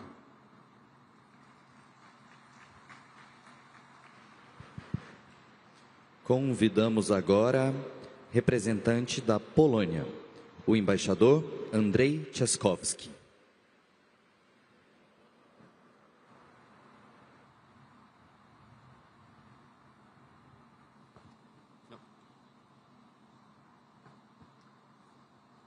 Your Excellencies, distinguished heads of state and government, ministers, esteemed delegates, honored guests. First of all, allow me to express my sincere appreciation to Brazil for hosting this summit and for leading the Conference of the Parties this year. Poland wishes you every success and stands ready to work closely with you to achieve it. Poland knows this process very well. We hosted 3 conferences of the parties, in 2008 in Poznan, 2013 in Warsaw, and 2018 in Katowice, each time striving to make negotiations practical, transparent, and connected to real life. Our work has been and remains at the very heart of this system. Climate change remains one of the defining challenges of our time. We agree on the fundamental importance of multilateral cooperation and recognize the undeniable value of the Paris Agreement. That agreement provided us with a universal framework for climate action. It brought us instruments designed to guide implementation. And yet we must also acknowledge that while the direction is right, our collective effort still falls short in ambition, in financing, and in implementation. The details will be taken up by our negotiators in the coming weeks. We may differ in our approaches, but Poland believes that as long as we continue to listen to each other and to compromise, we will find a way forward. Global progress, still insufficient, is visible. In 2025, renewables overtook coal as the world's main source of electricity. That milestone is not symbolic, it is historic. There are projections that global demand for coal, oil, and gas may start falling in this decade. Such results came from rules, institutions, policies, and cooperation, from the essence of multilateralism. This process is working, and our collective work is making a difference. Clearly, the Paris Agreement delivers, and so does Poland. Poland takes the challenge of climate change very seriously. Our favorite word is pragmatism, and in this spirit, we consequently and responsibly deliver on our commitments. For decades, our energy system was heavily reliant on coal, but over recent years, policy shifts, technological progress, and rapid deployment of wind and solar have transformed our energy mix. This year, renewables in Poland produced more electricity than coal. In the next 10 years, Poland is planning a comprehensive transformation of its energy system. The goal is to make it clean, diverse, reliable, with nuclear power and renewables at its core. This transformation strengthens not only our climate policy, but also our energy security and economic resilience, and ability to adapt to climate change. We believe that just and resilient energy transition will help us to build a sustainable future. Poland's example shows that economic growth, energy transition, and climate adaptation are not the opposing goals. They can progress together. Yet, we know that no country can face the climate crisis alone. It's a global challenge that demands a truly global response. Poland remains fully committed to this process, the one we have helped to shape, and to working with all partners towards a fair, effective, and successful energy transition. Together we can achieve more. Together we can deliver. Thank you very much. Muito obrigado.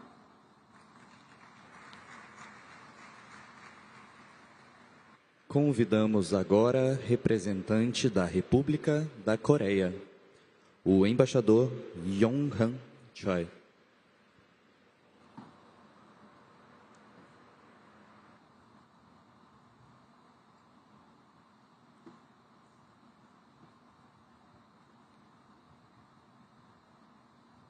Your Excellencies, distinguished delegates, good afternoon, boa tarde. It is a great honor to attend the BELEM Climate Summit at COP30 and to speak on behalf of the government of the Republic of Korea. Today, we gather at a critical moment as the climate crisis accelerates. Last year, for the first time, the global average temperature rise exceeded 1.5 degrees above pre-industrial levels. Climate disasters are becoming more frequent, hard to predict, and increasingly devastating in their impact and scale. Faced with these realities, our collective response and cooperation have never been more crucial. The Republic of Korea expresses its deep appreciation to the COP30 presidency for its leadership and dedication in preparing for today's summit. As we mark the 10th anniversary of the Paris Agreement, the coming 2 weeks represent a defining moment to reaffirm our shared resolve to strengthen global climate action. In particular, COP30 should serve as the bridge where ambition transforms into implementation.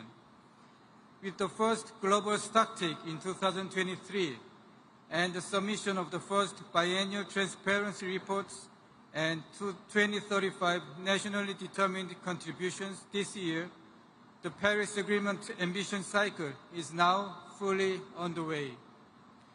While progress has been made in lowering projected temperature increases, the NDC synthesis report indicates that further acceleration of climate action is needed to keep the 1.5 degrees goal within reach.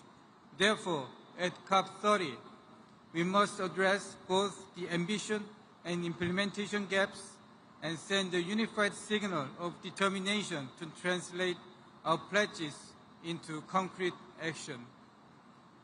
The Korean government is committed to contributing to this process by placing climate action and energy transition at the core of our national agenda.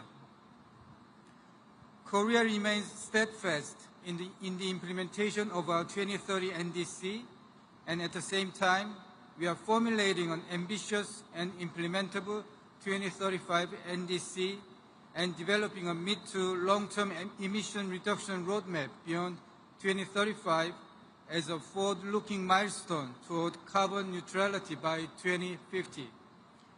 Our 2035 NDC target is now in its final stage of confirmation, and we look forward to announcing it in the coming weeks. The Korean government is also committed to addressing the interlinkages between climate and energy.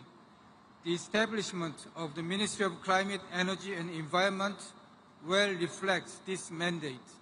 We are pursuing a major energy transition centered on renewables and aim to enhance energy efficiency and connectivity by leveraging technologies such as artificial intelligence, energy storage systems, and a more resilient power grid.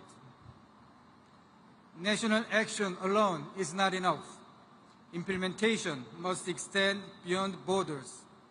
Through contributions to multilateral organizations such as the Green Climate Fund and the Global Green Growth Institute, and continuing support through Green ODA, Korea is supporting developing countries in adaptation and green transition, demonstrating that climate action is both a global task requiring joint efforts and a new opportunity for prosperity. Moreover, as the host of APEC 2025, Korea will continue to work together, not only within our region, but also beyond, towards the vision of building a sustainable tomorrow. Lastly, it is deeply meaningful that COP30 is being held in the Amazon, reminding us of our shared responsibility for preserving nature and advancing climate action. COP30 can be an opportunity to highlight the importance of synergies across climate, oceans, and biodiversity, which deserve greater attention as they are essential for delivering core benefits for adaptation and mitigation.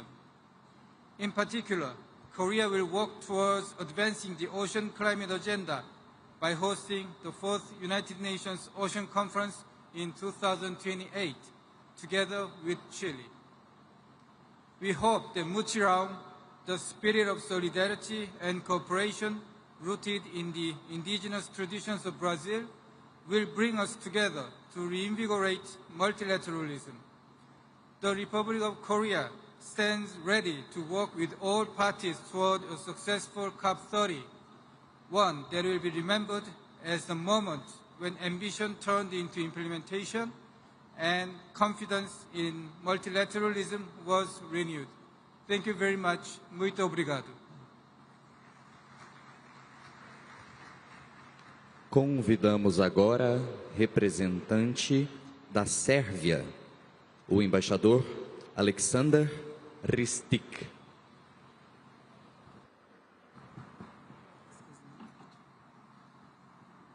Boa tarde a todos e a todas. Eu gostaria de agradecer ao povo brasileiro, ao governo brasileiro, também ao povo e governo paraense pela calorosa recepção e pela esta oportunidade de conhecer essa região linda e rica e diversa. Dear colleagues, excellencies, we'd like to extend our gratitude to the President of Brazil, His Excellency Luiz Inácio Lula da Silva, for having the vision to organize this conference in Belém, this beautiful place where we are witnessing today that the importance of maintaining the Amazon ecosystem as it literally secures the future of our civilization. Since Rio 1992, the perils, dangers, and challenges of advancing climate change grew on a yearly basis. Extreme weather events, violent storms, unprecedented hurricanes, and massive floods, as well as forest wildfires, became the norm and not the exception. Serbia is located in southeastern Europe, in a geographic area that is affected in an above-average manner by climate change. Over the past 5 years, the mean annual temperature has been 2.5 degrees higher than the baseline, with consecutive record-breaking year after year.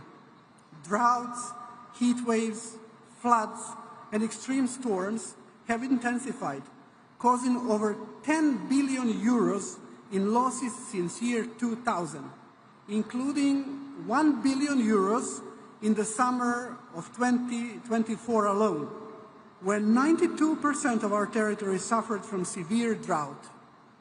Not to mention the floods of 2014 that we are still recovering from, one of the reasons why the Serbian people expressed its solidarity with the people of Rio Grande do Sul, because we know the best what the floods can do in our nations. These impacts threaten our agriculture, water resources, forests, biodiversity, public health, and infrastructure. As a country where agriculture remains vital for food security and economic stability, we are deeply aware that the adaptation is not an option, it is a necessity. We call Serbia a small country, but I've learned from my colleagues from other European countries of the same size that we should drop this designation and call ourselves well-optimized and compact countries. But yet, we have an energy sector which still relies on domestic lignite, but we have a commitment to global action for sure. This year, in September, the government of the Republic of Serbia adopted our third national determined contribution, and it reflects our new level of ambition while also confirming our intended mitigation trajectory. The third Serbian NDC of September this year, we have committed to an economy-wide emission reduction target of 40.1% by 2035 compared to 1990 levels, or 46.7% when including land use. Given the need to ensure a just and inclusive energy transition, our target is conditional and will depend on the availability of financial resources and technical assistance.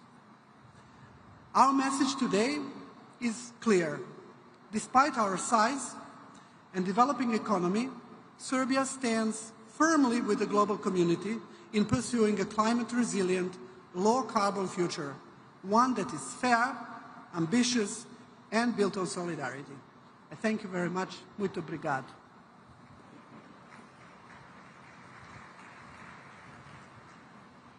Neste momento, convidamos para a manifestação o embaixador do Sudão, Ahmed Etgani Suar.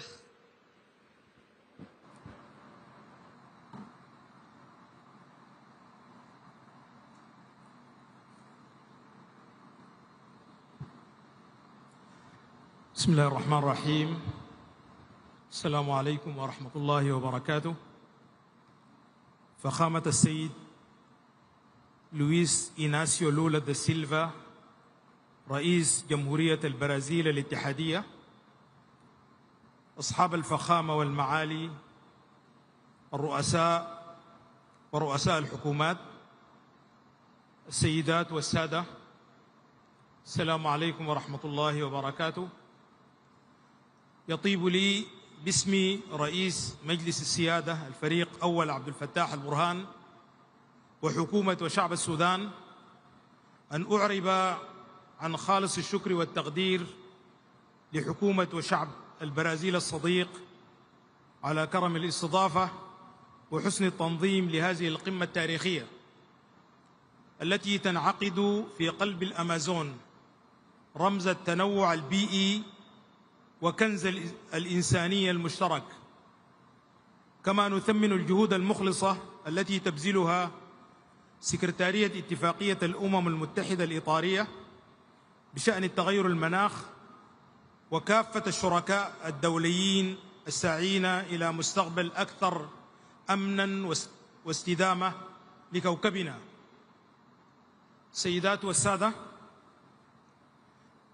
يواجه السودان اليوم آثاراً مركبة للتغير المناخي تتجلى في تدهور البيئة والنظم الإيكولوجية نتيجة ما قامت به الميليشيا المتمردة من تدمير لأهم مناطق التنوع الحيوي، بما في ذلك الغابات النيلية مثل غابة الصمت والمنشآت الصناعية ومستودعات النفط، مما أدى إلى تلوث الهواء والمياه بالمواد الكيميائية وارتفاع غير مسبوق في درجات الحرارة، إلى جانب موجات الجفاف والتصحر المتكررة والفيضانات المدمرة التي تهدد سبل كسب العيش والأمن الغذائي لملايين المواطنين.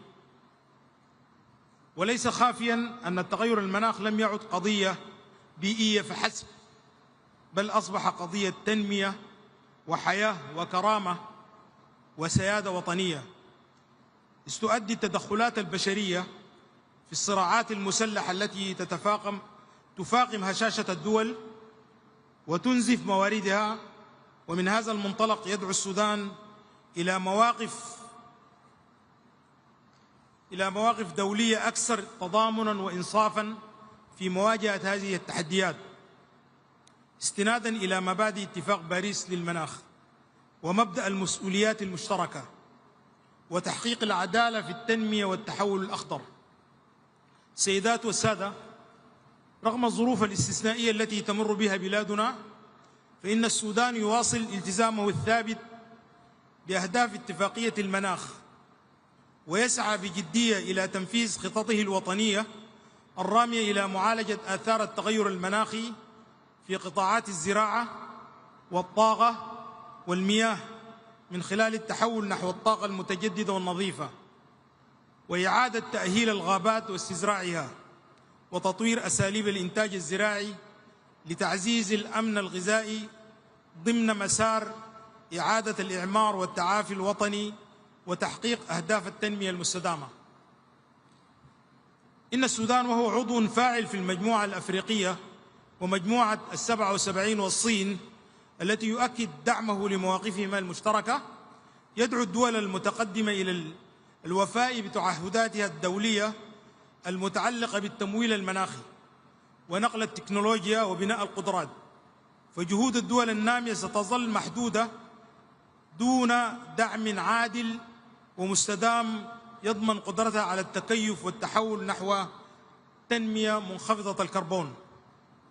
السيدات والسادة، إن العدالة المناخية ليست شعارا سياسيا، بل ضرورة أخلاقية وإنسانية لضمان مستقبل متوازن وآمن.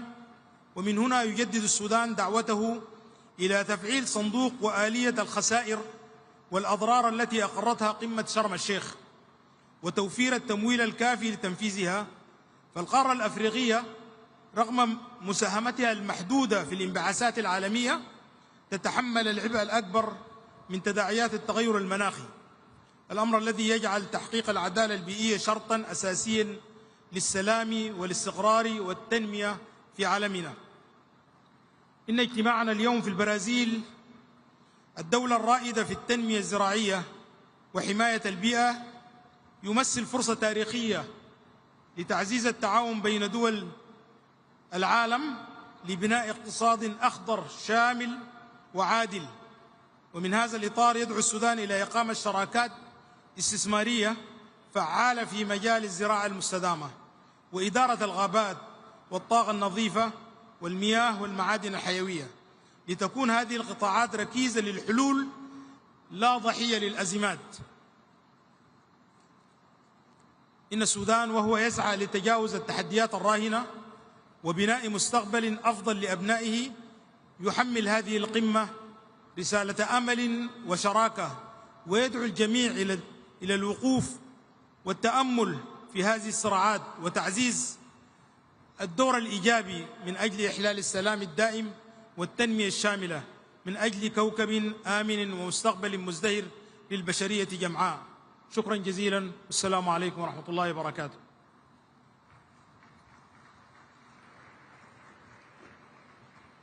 Chamamos agora para a manifestação a embaixadora da Tailândia, Kindiki Surangel.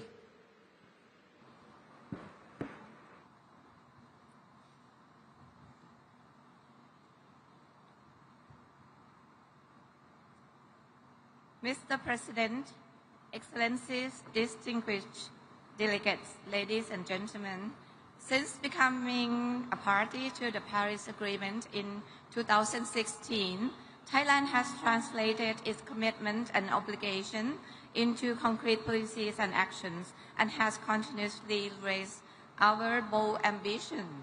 Our nationally determined Contribution 3.0 feature a more ambitious absolute emission reduction target, reflecting our commitment to a deeper cut by 2035 in line with the 1.5 degrees Celsius goal of the Paris Agreement. Our NDC 3.0 also incorporates an investment plan, align climate goals with investment prioritization, climate finance mechanism, and collaboration with international and private sector partners. These lay a solid foundation for steering the country towards net zero by 2050, 15 years earlier than Thailand's original pledge made in 2021. This reinforced Thailand's unwavering effort to create a sustainable and resilient future. On the adaptation front, our vulnerable communities are on the front line of climate impacts. That is why we have adopted a national adaptation plan while also strengthening early warning system, building resilient infrastructure, and empowering local administrations. We are also in the process of drafting the Climate Change Act.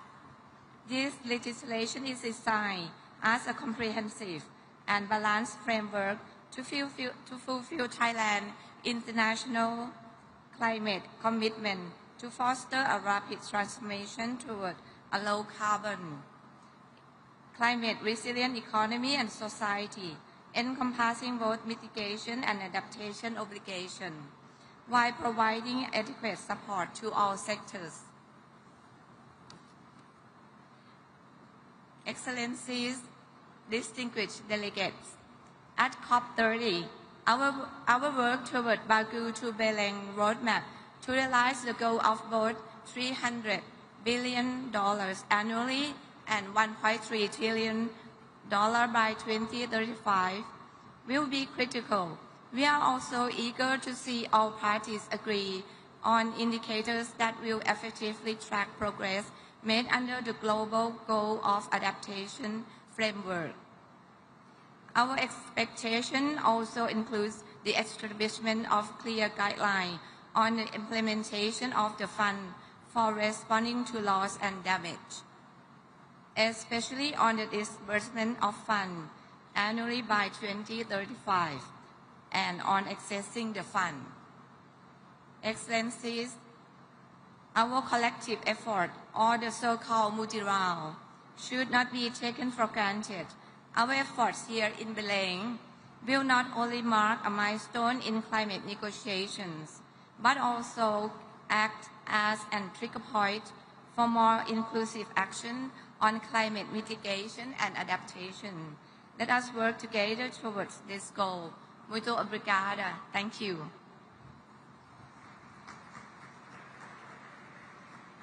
Nesse momento, convido o embaixador da Tanzânia, John Stephen Simbachawene.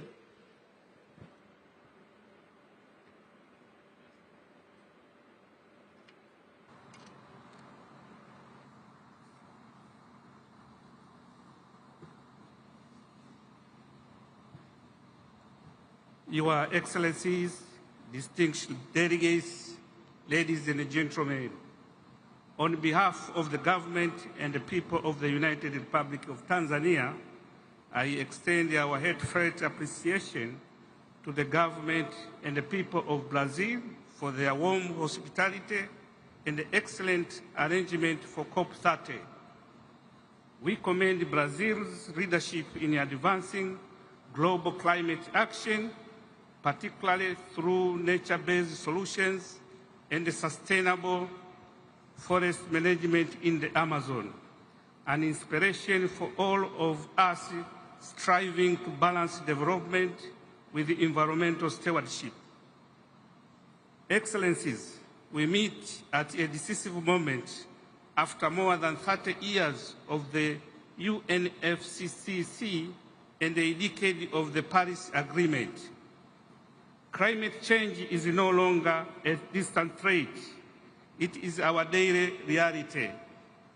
Developing countries, including Tanzania, bear a disproportionate burden. Rising temperature, droughts, and floods are reversing development gains and threatening lives and livelihoods. In Tanzania, floods have doubled since the 1980s, causing losses of over USD 460 million annually. The 2023 and the 2024 El Nino and the Cyclone Hidaya caused an additional USD 553 million in damages and claimed 170 lives. Yet we come to COP30 not with the despair, but with conviction that climate action must be accelerated through predictable, equitable, and inclusive support that addresses the realities of those most affected.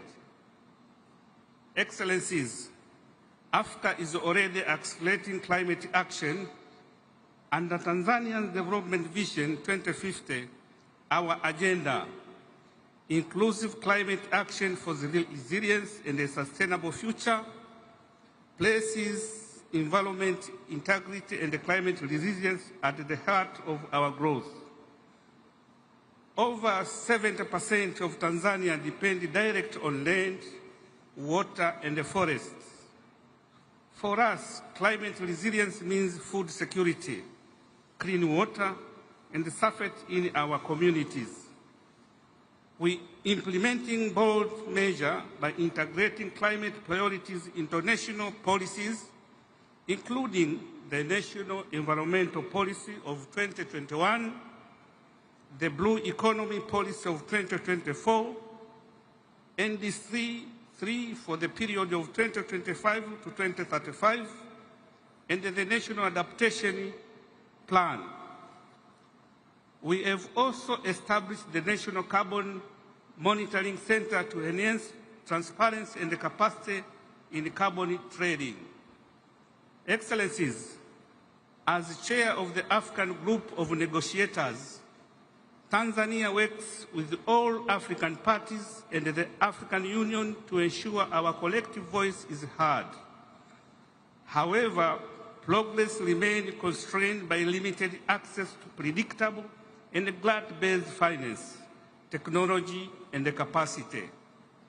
the Back to BELEM roadmap and the commitment to mobilize USD 1.3 trillion by 2035 are crucial.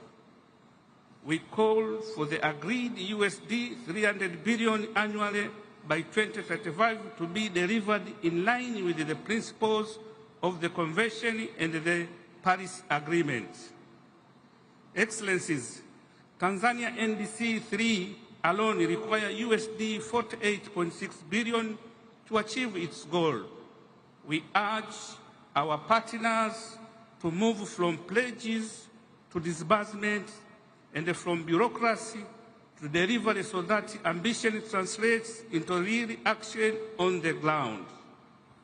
Excellencies, let BELEM be remembered not only for raising ambition, but for accelerating implementation. Let this COP mark a turning point where commitments are honored and the climate action deliver hope for present and the future generation. I thank you. Muito obrigado.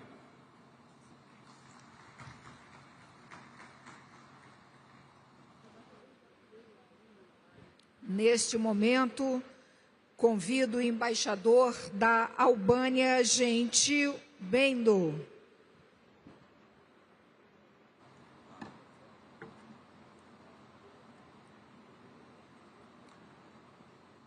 Excellencies, distinguished delegates, ladies and gentlemen, I first want to thank all the staff here. Maybe some of the previous speakers missed this. I think that the conference could have been such a successful meeting without the excellent work of the supportive staff of the Secretariat. And I also am very appreciative of the hospitality of the government of Brazil. And we should recognize that Brazil is a leader in climate diplomacy. And in a way, my country, Albania, is also trying to make the climate topic a central pillar of our country diplomacy. And in this way, we have demonstrated that solidarity between large and small nations is the key to collective success.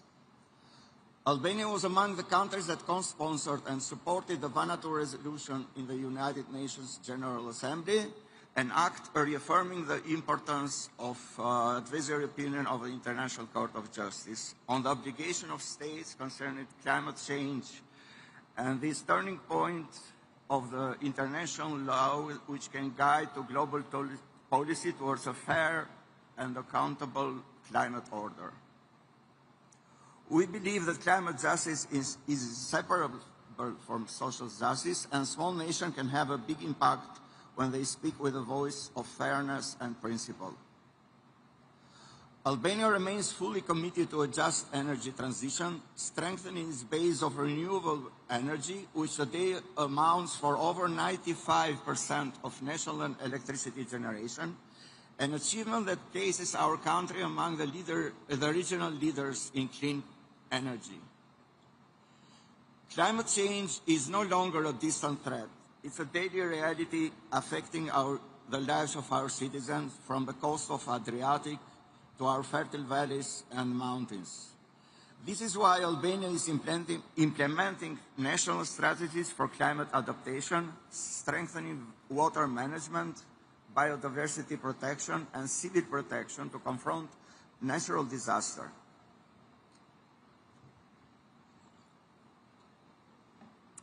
Ladies and gentlemen, in fulfilling our obligations under the UNFCCC and the Paris Agreement, Albania has taken concrete steps to strengthen national climate governance and to build long-term resilience. We are finalizing our national adaptation plan, and 8 municipalities drafted their local adaptation plans, and 14 other municipalities are in the process. In parallel, we are integrating adaptation priorities into national development planning and mobilizing investments to safeguard our coastal zones, ensure water security, support climate-smart agriculture, and increase the resilience of infrastructure and public health system. These efforts reflect Albania's determination not to only commit, but also to deliver on the global climate agenda, in line with the spirit and ambition of COP30. About this summit, we have also been presented with several initiatives and declarations from Brazil, such as the call to action on integration, fire management, and wildfire resilience, the T50S, the tropical forest, and also the BELEM Declaration on Hunger, Poverty, and Climate Action. My country is studying very carefully this, and given that we can have also the possibility to join them during next week that starts the COP30, we now have only positive reviews, and it's very likely we can join them in a few days. In this spirit, Albania is also exploring ways to reflect the human dimension of climate action and ensuring that our climate policies serve people, equity, and dignity. Today, more than ever, law, science, and solidarity must advance hand in hand. Albania will continue to be a responsible and constructive voice for climate justice and human-centered climate action. At this historic meeting in this city of life and greenery, let us unite our efforts to make climate action synonymous with human dignity and our shared future. Because the fight against the climate crisis is the fight for the life itself. Muito obrigado.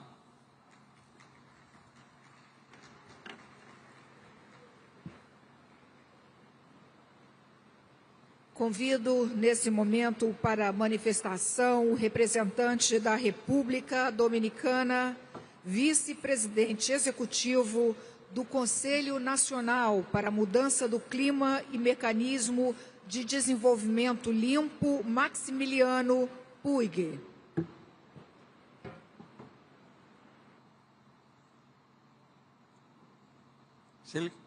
Distinguido presidente de la sesión, excelentísimos jefes de Estado y de Gobierno, distinguidos delegados. Quiero iniciar estas palabras agradeciendo al presidente Luis Inácio Lula da Silva por su liderazgo al convocar este evento de alto nivel y por asumir el reto de recibirnos en la Amazonía para la COP30. El simbolismo de esa decisión es poderoso. Desde la República Dominicana, que ocupa una de las vicepresidencias de la COP, respaldamos los esfuerzos de Brasil para que esta sea una COP enfocada en resultados, en acciones concretas, en los 30 objetivos que este extraordinario país ha compartido con el mundo. La República Dominicana reitera hoy su firme compromiso con el Acuerdo de París. Trabajaremos para un mundo de no más de 1.5 grados. Nuestra acción climática está centrada en proteger a nuestra gente y nuestros recursos naturales, la preservación de cuencas y costas, la gestión sostenible del agua, la resiliencia agrícola, la salud y la protección social adaptativa para los más vulnerables. Para nosotros, la resiliencia climática es una cuestión de seguridad nacional, estabilidad económica y justicia social. Hemos definido una visión de país en nuestra Meta RD 2036, cuyo objetivo es duplicar nuestro Producto Interno Bruto per cápita para el año 2036. Pero ese crecimiento debe ser sostenible, inclusivo y resiliente, o no será crecimiento real. El Fondo Monetario Internacional ha señalado que para alcanzar esa meta debemos fortalecer nuestras capacidades, la competitividad y la resiliencia ante desastres naturales, además de integrar la variable ambiental a la política fiscal. En coherencia con ello, hemos incorporado la acción climática en nuestra planificación y presupuesto. No la concebimos como un gasto, sino como una inversión en nuestro futuro. En 2020 nos comprometimos a reducir nuestras emisiones en un 27% para 2030, de las cuales solo un 7% sería cubierto con recursos internos. Sin embargo, ya hemos alcanzado una reducción del 11% exclusivamente con el esfuerzo nacional, superando en más del 50% nuestra meta autoasignada, lo que demuestra que con voluntad política, compromiso social y confianza del sector privado se logran transformaciones reales. El costo estimado para implementar nuestras medidas de adaptación asciende a 12.200 millones de dólares, abarcando 7 sectores prioritarios con 41 medidas y 155 metas específicas. Además, en la elaboración de nuestra NDC 3.0, hemos identificado un potencial de reducción de casi 10 millones de CO2 equivalente, que requerirá más de 11.000 millones de dólares en inversión.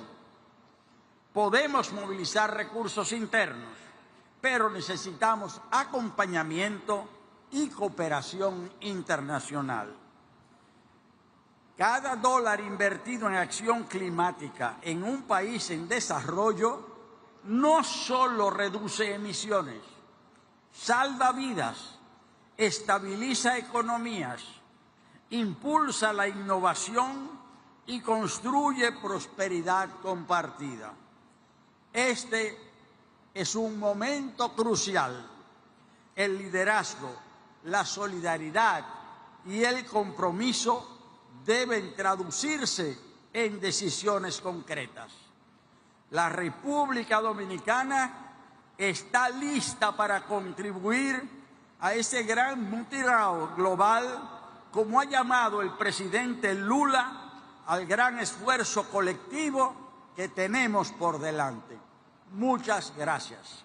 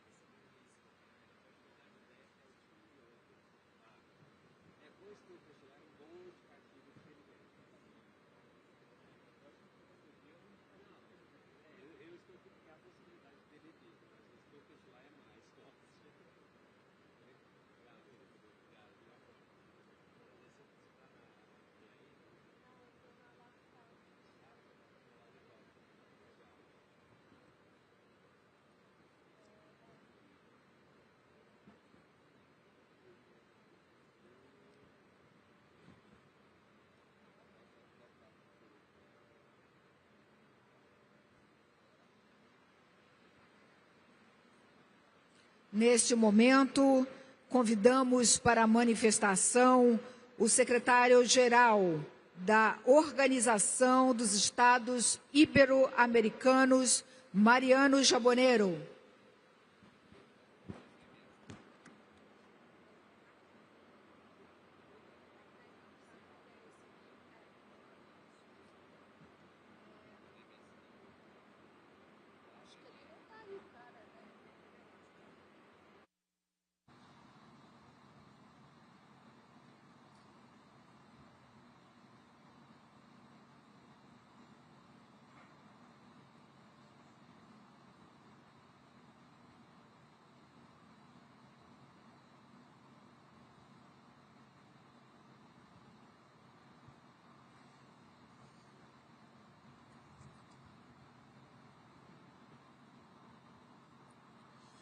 Buenas tardes a todos y a todas. Boa tarde. Es un privilegio estar aquí hoy. Quiero expresar nuestro sincero agradecimiento al Gobierno de Brasil, en nombre del presidente Lula, así como a todas y todos los trabajadores y trabajadoras que han participado en que este evento sea posible. Tenemos la alegría de acompañar al Gobierno de Brasil en la realización de esta iniciativa, en calidad de organismo coorganizador de la COP. Agradecemos profundamente la confianza depositada en la OIT para esta tan honorable tarea. Somos un organismo multilateral de cooperación que trabaja desde hace más de 75 años en la educación, la ciencia, la cultura, junto con los países iberoamericanos, con una mirada especialmente atenta al sur global. Nuestro sistema está conformado por 23 países, hogar de más de 800 millones de personas que comparten dos lenguas intercompresivas, el español y el portugués.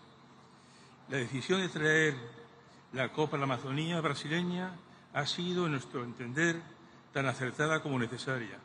La OI desarrolla proyectos de cooperación en los países amazónicos, muchos de ellos orientados a objetivos medioambientales que cuentan con miles de beneficiarios.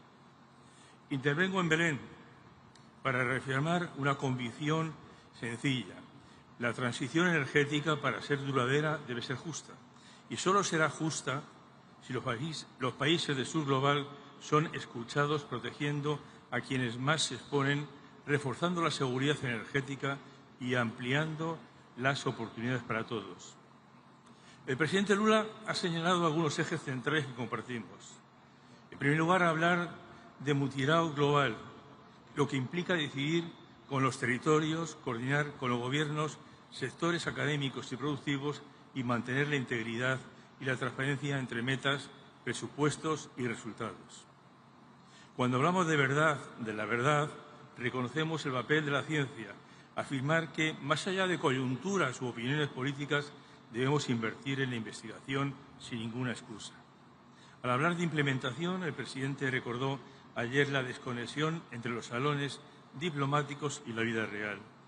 El lema de la OI es muy explícito al respecto: hacer que la cooperación realmente suceda, con más recursos, más ejecución y menos retórica. Sobre financiación es necesario avanzar en la integración regional y lograr acuerdos de asociación, como es el caso del acuerdo Mercosur-Unión Europea, que desde la OI aplaudimos. Quiero enfatizar que la COP no es un punto de llegada, es un punto de partida. Es la culminación de todo lo que se ha hecho antes, durante y lo que se hará después de este evento.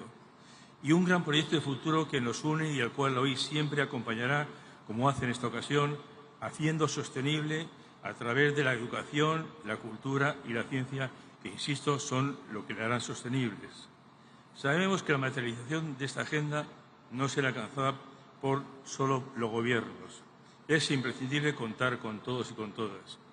La OI pone su cooperación iberoamericana al servicio de este rumbo para convertir los acuerdos de protección real para las personas y territorios y para dejar un legado institucional más sólidas, o instituciones más sólidas, servicios de calidad que permanezcan y una ciudadanía capacitada para conducir este desafío. A todos y a todas, muchas gracias, muito obrigado.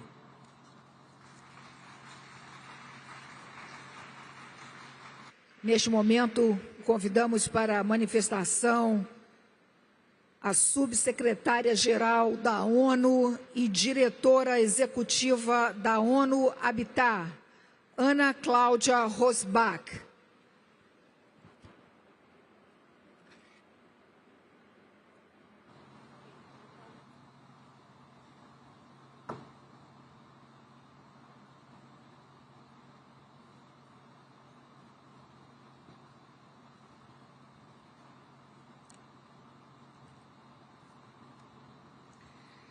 Excellencies, Heads of State, Ministers, eu agradeço ao presidente Lula e à presidência da COP30 por nos convocarem e por colocarem os desafios climáticos e soluções mais cruciais ao centro desta COP.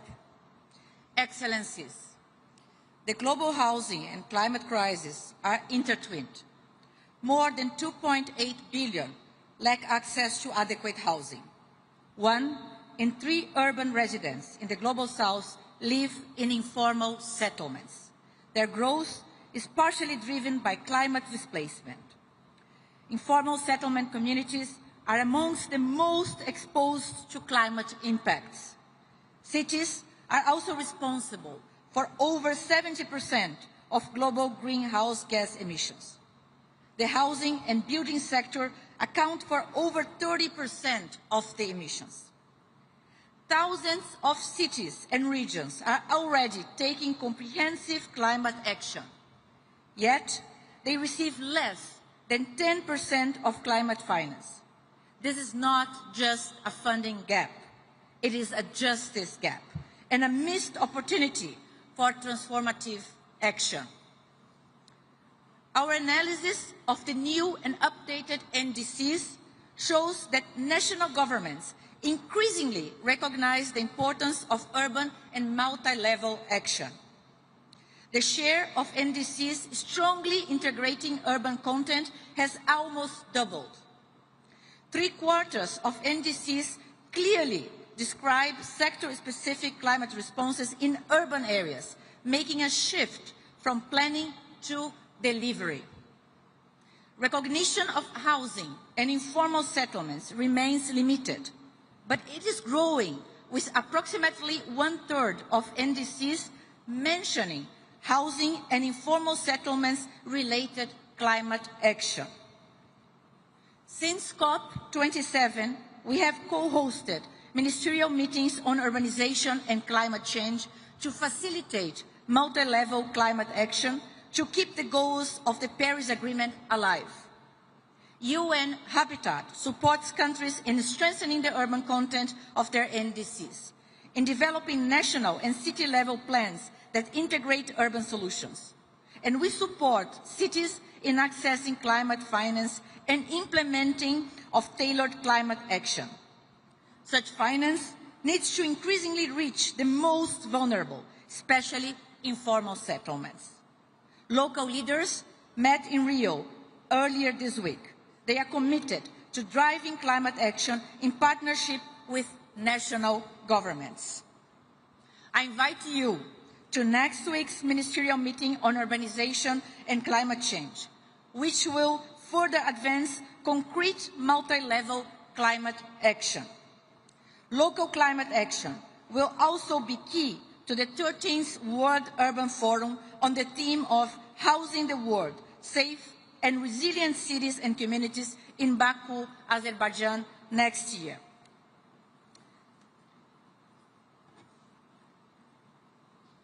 Excellencies, 10 years after Paris, the upcoming decade must be one of delivery. Let us operationalize multi-level climate action in mutirão spirit of collective action and ensure cities and regions are recognized and resourced as co-architects of the Paris Agreement's implementation. Thank you. Obrigada. Neste momento, convido o diretor executivo sênior de Desenvolvimento e Políticas do Banco Mundial, Axel van Trotsenburg.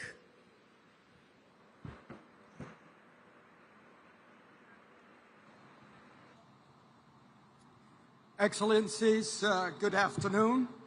At the World Bank Group, we are committed to helping countries grow, create jobs, and lift people out of poverty while facing droughts, storms, and floods. The demographic surge in emerging markets presents an opportunity for the future. If young people have access to clean air and water, education, healthcare, and jobs, that's why we focus on smart development, resilient, fiscally sound, efficient, and built to last.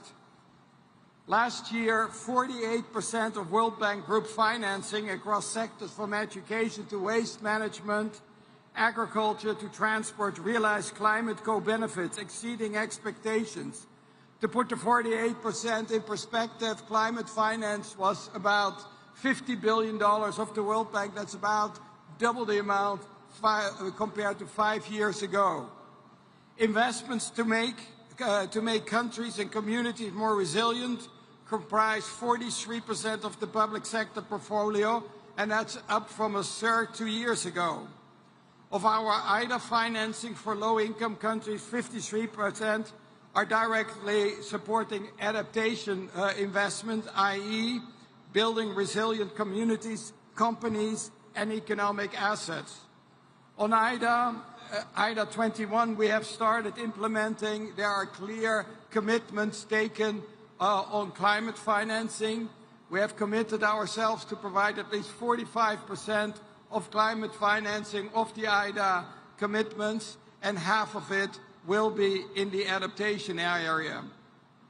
And turning to crisis preparedness and response, we have completed our toolkit in helping countries better deal with crisis, including introducing climate-resilient debt clauses that are being currently implemented. But it is also important to recall that we are able to react fast and immediately when crisis hit. For instance, Jamaica is receiving a full payout of $150 million after Hurricane Melissa hit the country, and this is provided under the catastrophic insurance coverage. Our private sector arm is also stepping up its investment in climate. IFC delivered about $8.1 billion in long-term health development finance with climate co-benefits and mobilized an additional $16.5 billion. So totally almost $25 billion. But these numbers, behind these numbers, we need to say there are key outcomes. Last year, we supported with this climate financing about 136 million people with enhanced resilience, about 210 million people with strengthened food security, and about 93 million hectares of land and sea under improved management. But international finance alone is not enough. It must be paired with investment-friendly policies, strong institutions, and resilient infrastructure. And most importantly, what we need to realize, it is apart from all these policies, what we need is commitment, and commitment to climate action and climate implementation. And you can count on the World Bank Group to continue its effort to improve not only climate outcomes in developing countries, but also provide that through finance and technical advice as well as studies. Thank you very much.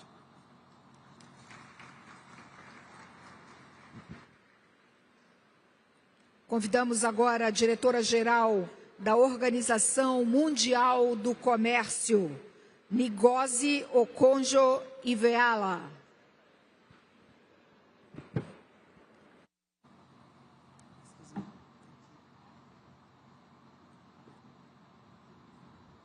Thank you, President Lula, Excellencies, ladies and gentlemen.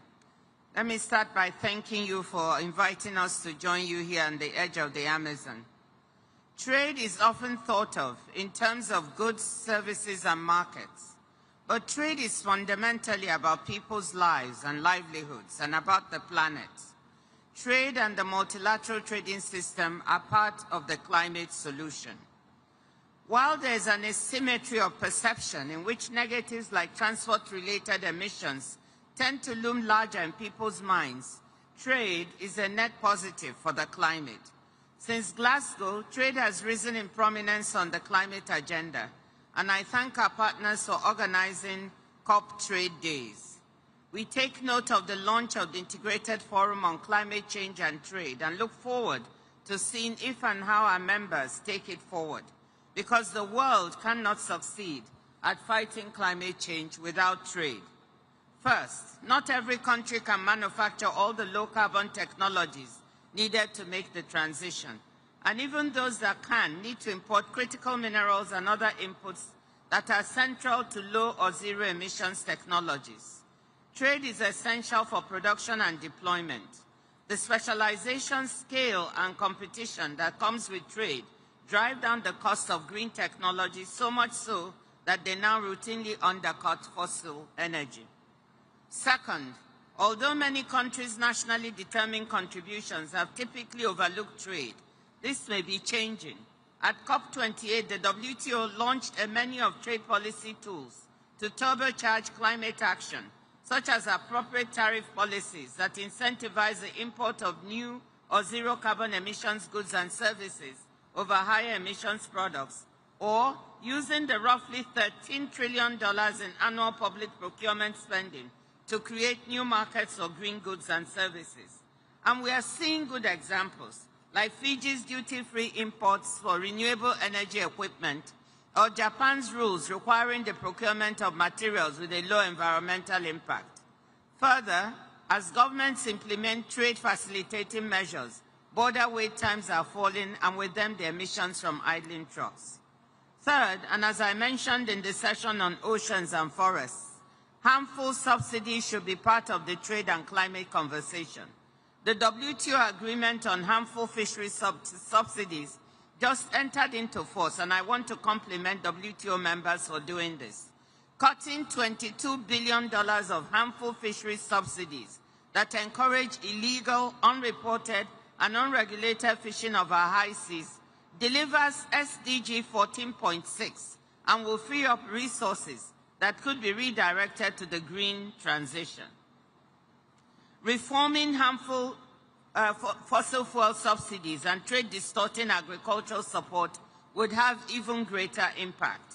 I know this is politically difficult to accomplish, but imagine if only 1/3 of the harmful fisheries subsidies were repurposed to serve climate objectives. It could add $7 billion, 9 times more than what we now have in the loss and damage fund. So let us join hands to make trade work even more effectively for people, for climate, and for nature. Thank you.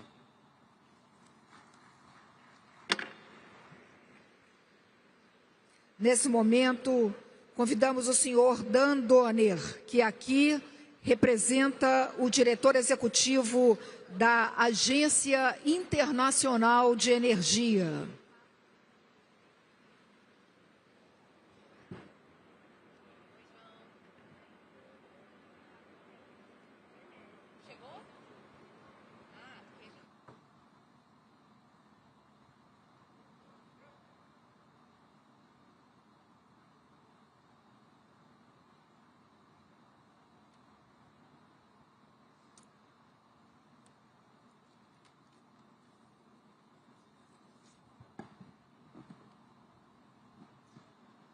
Excellencies, distinguished delegates, 10 years ago, when world leaders gathered in Paris, a key question confronting them was whether their climate commitments might harm their economic and development goals.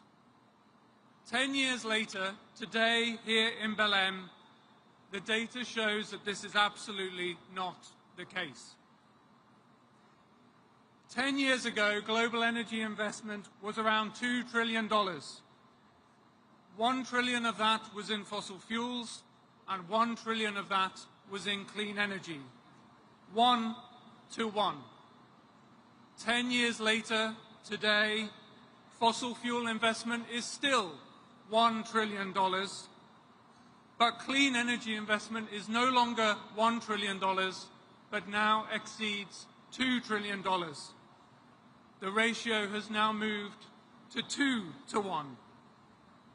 And at the same time as investment has grown, so too the unit costs have fallen precipitously, meaning that we now get much more for each and every dollar we invest.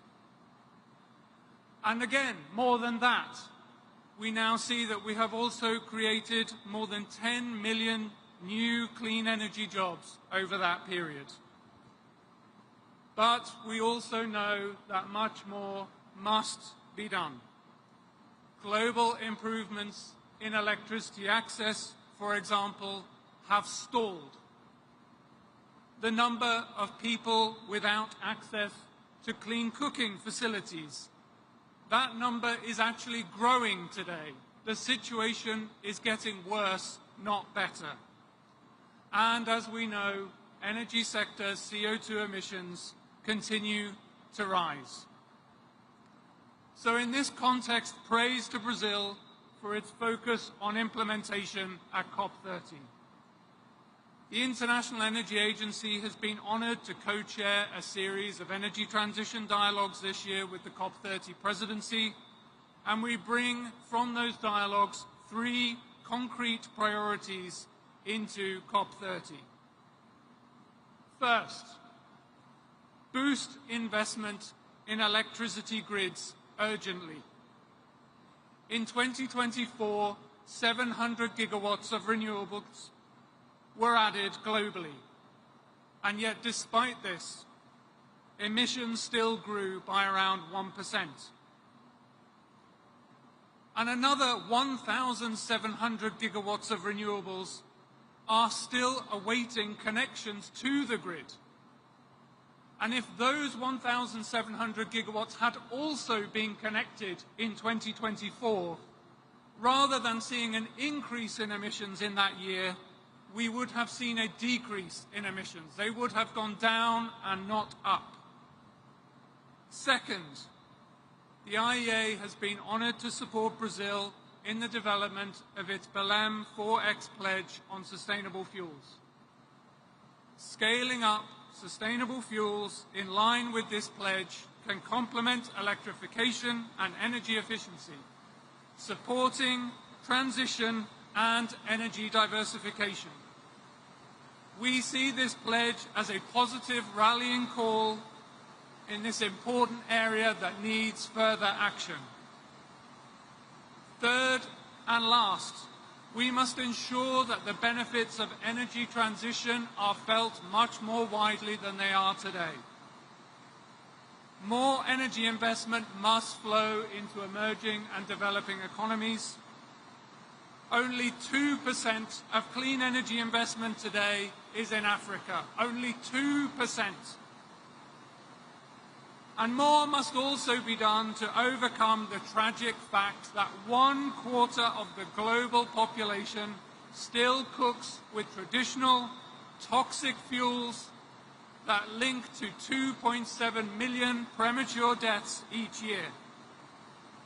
We at the International Energy Agency will continue to work with our partners to overcome such terrible energy inequalities. And we are so grateful to President Lula and Brazil for putting such a strong focus on the most vulnerable and the least responsible in society. We must ensure that no one is left behind. Thank you. Obrigado.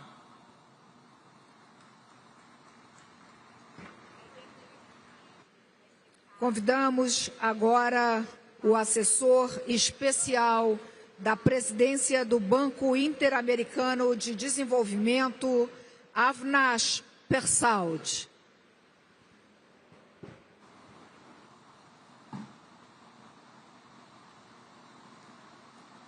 Your Excellencies, Ministers, friends, bonjour.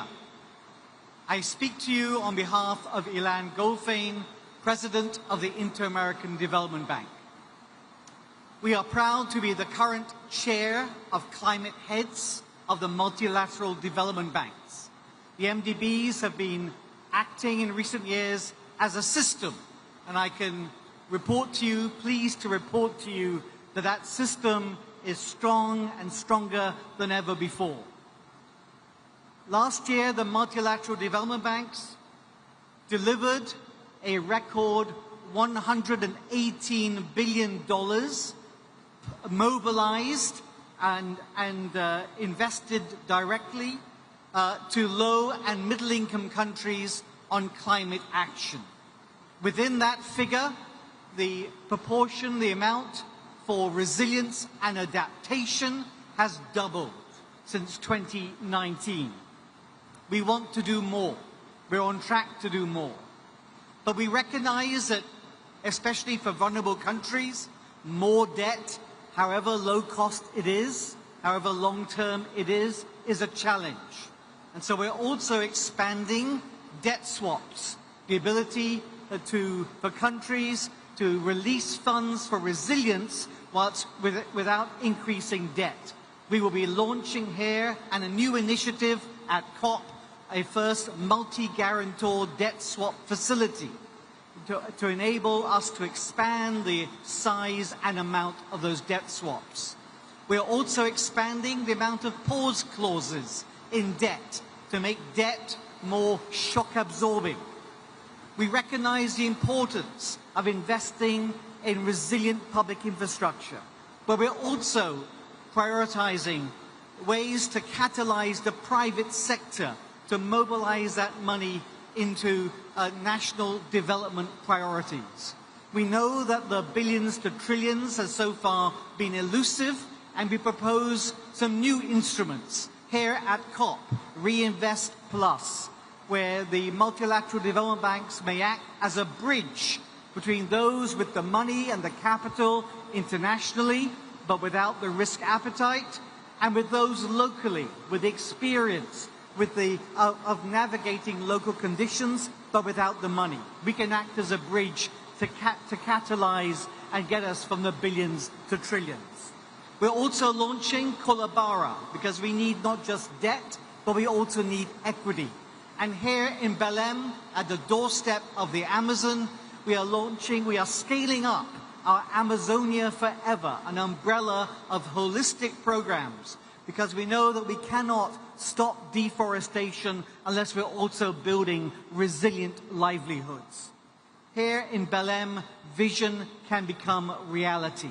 We believe that with partnership, with innovation, with collective purpose, we can turn ambition into action and action into implementation. Thank you very much.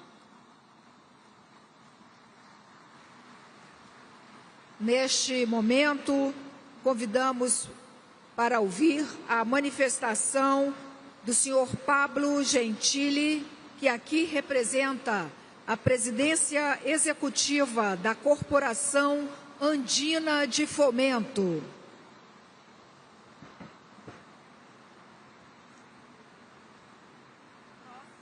Excelentísimos jefes de Estado, distinguidas autoridades nacionales e internacionales, señoras y señores, les traigo el saludo fraterno, afectuoso del presidente del Banco de Desarrollo de América Latina y el Caribe, Sergio Díaz Granados. Gracias, presidente Lula, por recibirnos nuevamente en su casa, aquí, en esta tierra generosa, en Belén, corazón del Amazonas, corazón del planeta. La enorme acogida de esta plenaria y de las sesiones que la acompañan, así como el éxito que le espera a la COP30, ratifican a Brasil como un potente motor de integración.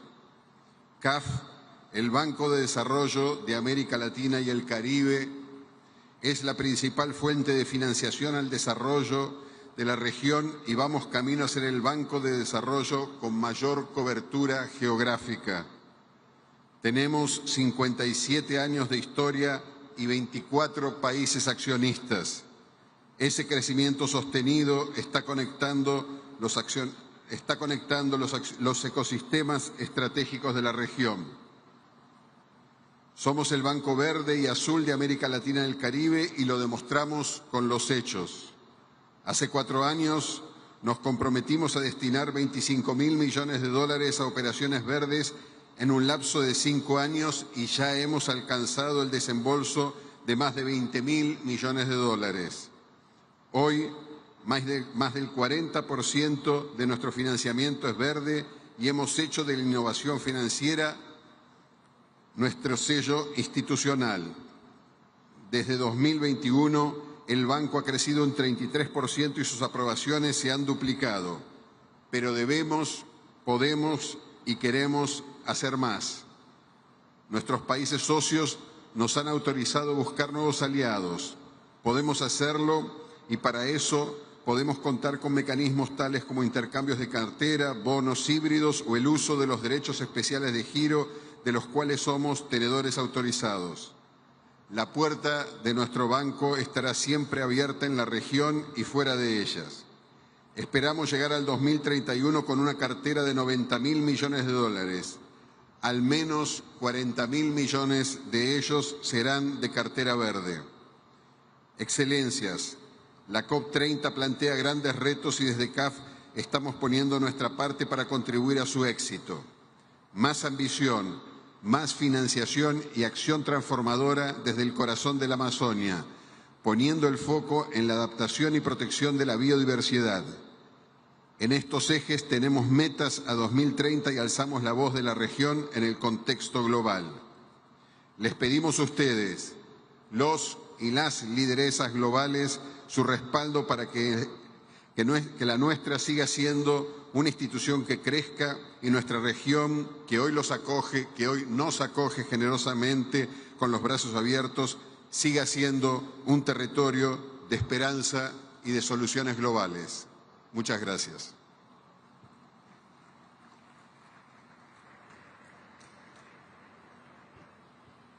Convidamos a diretora executiva do Fundo das Nações Unidas para a Infância, Catherine Roussel.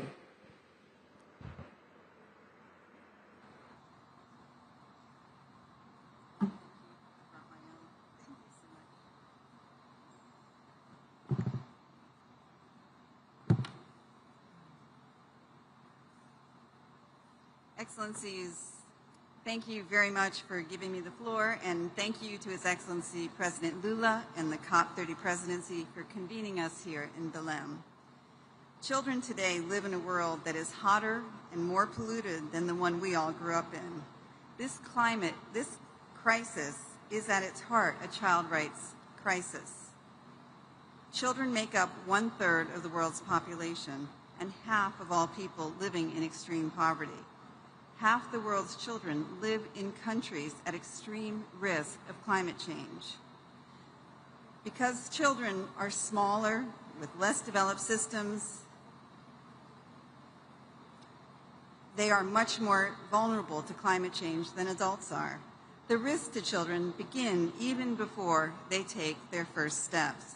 For every 1 degree Celsius increase in temperature, the odds of a pregnant woman experiencing a preterm or stillbirth rise by 5%. Once born, the threats continue. During heat waves, children's bodies heat up faster and sweat less efficiently, putting them at greater risk.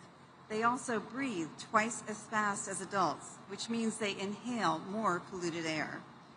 By the 2050s, children's exposure to heat waves is projected to increase 8-fold. Already, 1 in 5 children experiences at least double the number of extremely hot days each year compared to when their grandparents were children. Climate events are growing in frequency and severity. The science is clear about what needs to be done. What is less clear is, will we meet the challenge? Will the world act to protect children? We know what we must urgently do, which is to reduce emissions. A just energy transition will bring enormous benefits for children, reducing air pollution, which accounts for 15% of all under 5 deaths, and creating new opportunities for young people in the green economy. We must scale up investments in adaptation and in the response to loss and damage, particularly in the basic services children rely on to survive and thrive: health, education, water and sanitation, nutrition, and social protection.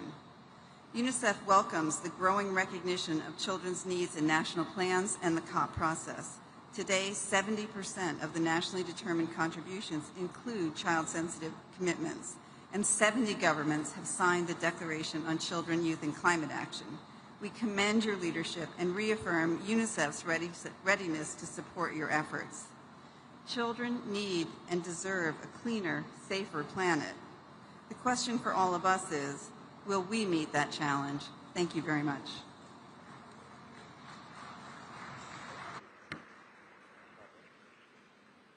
Nesse momento, chamamos o diretor de clima da Organização das Nações Unidas para a Agricultura e Alimentação, Kithure Zaed.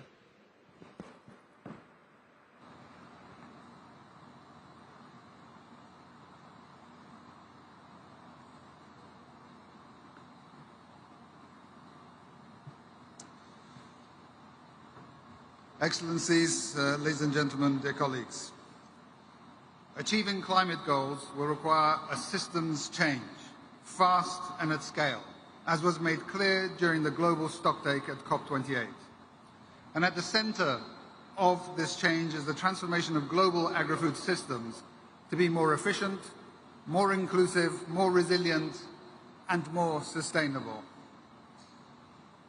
This transformation is essential for achieving the Paris Agreement and much more. Agri-food systems can address multiple challenges simultaneously. They can strengthen livelihoods, ensure food security, and conserve and restore the natural ecosystems on which we depend.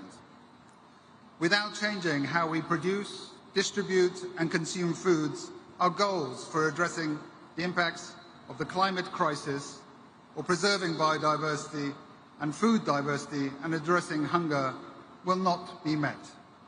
The BELEM Declaration on Hunger, Poverty and Human-Centered Climate Action shows just how interconnected these agendas are and how we must respond with systems solutions.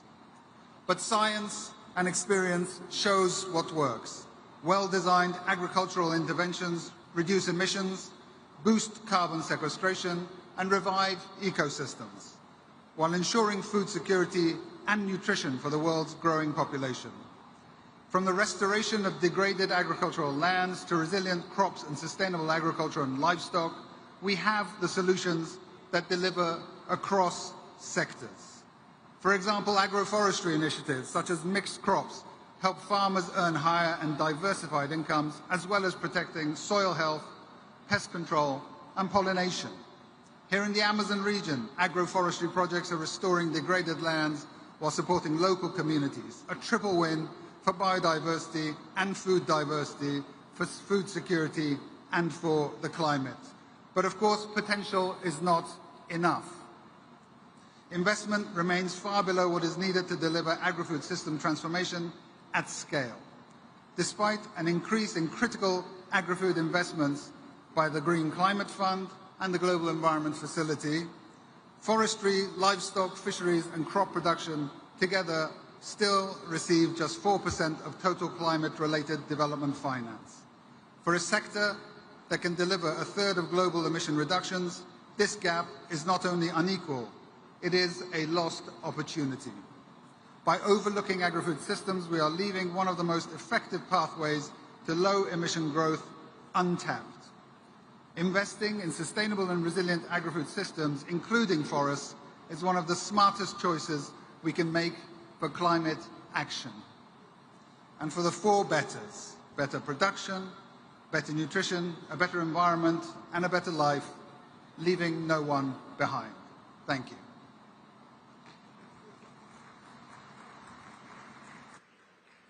Nesse momento, teremos a manifestação do diretor-geral da Organização Mundial de Saúde, Dr. Tedros Adhanom Ghebreyesus.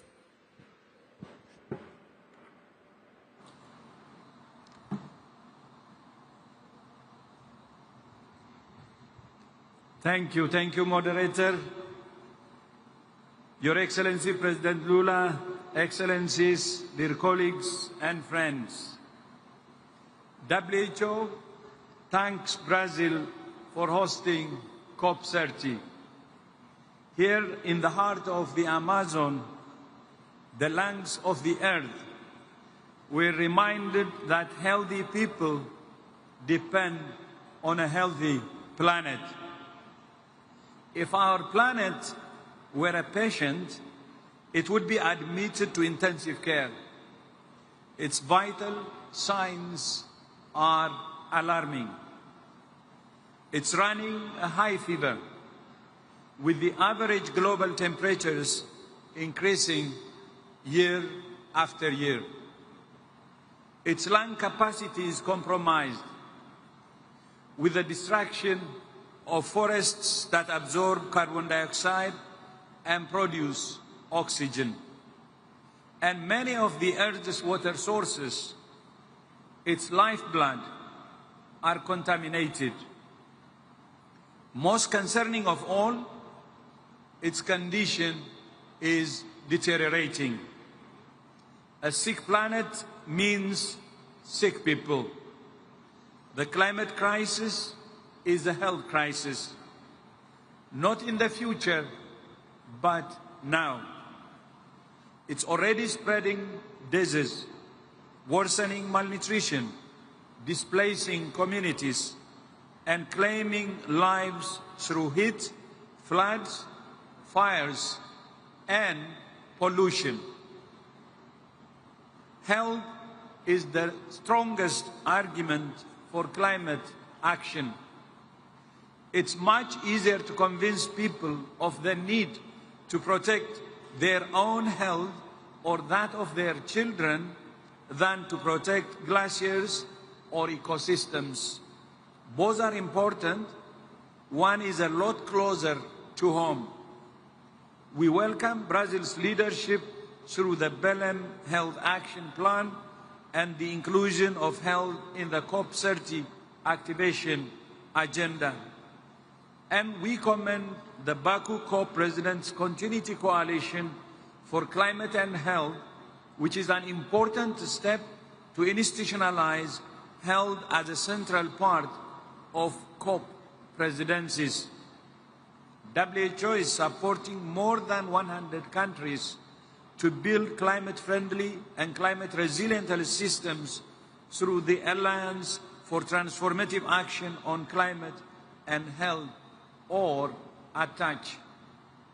But there is still one step to go, making health a formal topic in UN climate negotiations.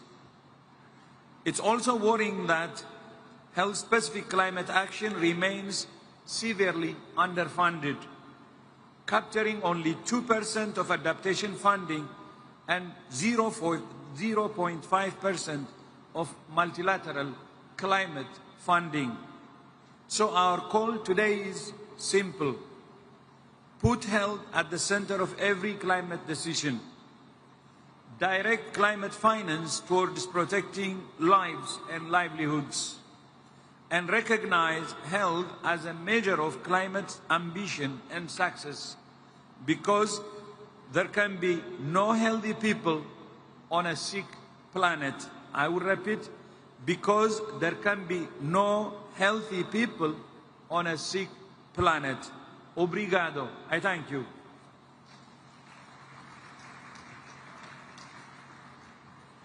Nesse momento, teremos a manifestação do gerente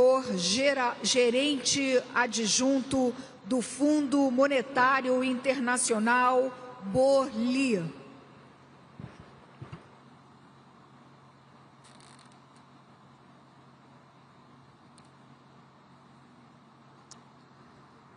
Excellencies, distinguished guests, COP30 takes place in a challenging context. Growth is not as strong as we need, and uncertainty is high. Poor and vulnerable countries face additional challenges, such as high debt service costs and cuts to development assistance. In this context, unfortunately, the world is not on track to achieve goals of the Paris Agreement, as shown by a forthcoming IMF paper. There is an ambition gap. NDCs, including new pledges submitted ahead of COP30, would cut emissions by only 7% from 2019 levels, compared to the 30% needed to limit temperature increase to 1.5 degrees. And there is an implementation gap as well. IMF analysis suggests the gap between promises and practice is such that current policies will see global emissions rise by 9% by 2035. In part, the shortfall is driven by explicit fossil fuel subsidies, which amounted to $800 billion last year alone, that effectively constitute a negative carbon price. By making it cheaper to burn oil, coal, and gas, these subsidies are in direct opposition to our climate goals.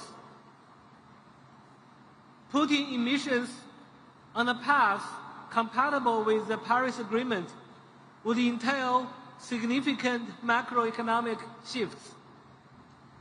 Many countries working towards their national mitigation goals call on us to examine the macroeconomic implications of these shifts. The IMF can discuss the most efficient and fiscally sound policy options to achieve countries' climate objectives. For fossil fuels exporting countries facing potential revenue losses, we discuss economic and fiscal diversification strategies, such as putting revenue into sovereign wealth funds or developing low-carbon exports. Climate change and extreme weather events already threaten economic stability and put pressure on budgets and external positions in many countries. The IMF is working to map these threats into macroeconomic and debt sustainability frameworks. When relevant, we have also included climate-related risks into our financial sector assessment programs. We advise on policies to enhance resilience, including through technical assistance, data and capacity development. Through the Resilience and Sustainability Trust, we also provide affordable lending to reduce climate-related risks to prospective balance of payment stability in low-income and vulnerable middle-income countries. We have approved 26 countries with RSF arrangements so far, with total commitments of about $14 billion. In the context of ongoing RSFs, we can also work with country authorities to help them mobilize and coordinate climate finance by convening dedicated roundtables. One thing we found through these roundtables is that public sector and private sector have to work together to scale up climate finance.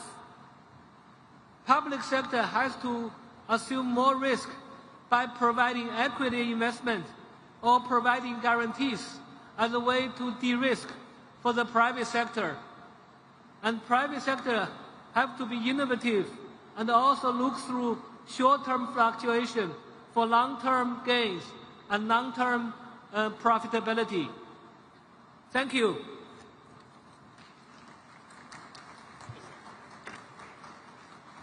E neste momento teremos a manifestação do secretário-geral da Organização do Tratado de Cooperação Amazônica, Martin von Hildebrand.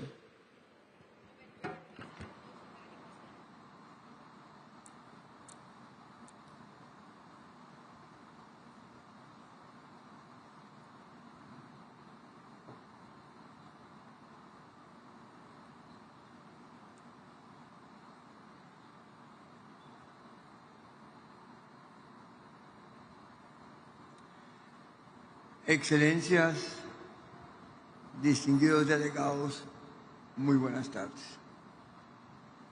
Es un honor dirigirme en nombre de la Organización del Tratado de Cooperación Amazónica, OTCA, una organización de los países amazónicos Bolivia, Brasil, Colombia, Ecuador, Guyana, Perú, Surinam y Venezuela. Y allí trabajamos juntos para cuidar la Amazonía y a casi 50 millones de personas que aquí viven, celebrando una de las mayores diversidades culturales del planeta. La Amazonía reúne más de 500 pueblos indígenas y centenares de lenguas en paisajes rurales y también urbanos, con casi el 70% de su población en ciudades.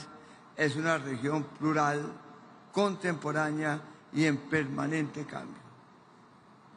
Esta floresta, manejada ancestralmente por pueblos diversos, es esencial para el equilibrio climático, para la vida de millones de todos en el planeta. La humedad que llega desde el Atlántico se recicla sobre la selva por evaporación y transpiración y forma ríos voladores que llevan lluvias a gran parte de Sudamérica. Los países amazónicos sabemos que el equilibrio y funcionamiento de esos ciclos es imperativo para mantener nuestro bienestar. Hemos avanzado mucho en ese sentido, pero también sabemos que podemos y debemos hacer mucho más. Estamos comprometidos con detener la deforestación y la degradación en nuestros territorios, pero si el calentamiento global no se frena, la ciencia advierte que la Amazonía puede colapsar a pesar de nuestros esfuerzos locales. Mantener el funcionamiento de la selva y su conectividad con los océanos es una responsabilidad global. Del lado de los países amazónicos, gobiernos y sociedades civiles hemos avanzado. El 47% de la Amazonía está bajo figuras de protección legalmente reconocidas, lo que vale a casi 300 millones de hectáreas, de las cuales la mitad es territorio indígena.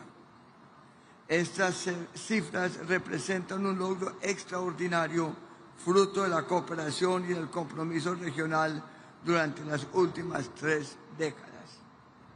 Aún así, quedan muchas tareas por hacer. Consolidar lo avanzado, implementar plenamente las áreas protegidas, fortalecer la gestión de los pueblos indígenas en sus territorios, restaurar la conectividad perdida y seguir adelante con eficiencia, sinergia y unidad. La OTCA acompaña este rumbo con una agenda robusta de cooperación entre gobiernos y sociedad civil, con protagonismo de los pueblos indígenas y participación activa de comunidades locales, academia y ciencia. Contamos con espacios de gobernanza regional, como la Red de Autoridades de Agua RADA, la Red de Autoridades de Manejo Integrado Fuego, el RAMIF, la Red de Autoridades Forestales RAFO, entre otros. Estas redes alinean esfuerzos, promueven cooperación a escala de paisaje y aseguran la coherencia entre conservar el bosque y mantener sus funciones para la vida y el bienestar de las personas. Desde la OTCA nos proponemos a impulsar agendas de cooperación regional con sinergias reales, de modo que cada acción avance en clima, biodiversidad, desertificación de tierras y vida digna para sus habitantes. La Amazonía ya es un lugar de soluciones. Queremos que hoy, en esta COP, nos inspire a ser más, mejor y juntos, porque en su diversidad está la fuerza y en nuestra cooperación está la esperanza. Muchas gracias a todos.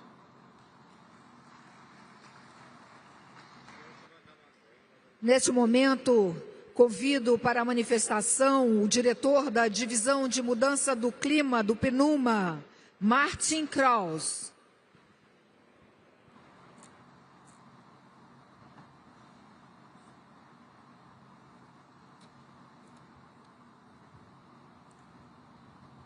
Excellencies, colleagues, good afternoon or better good evening.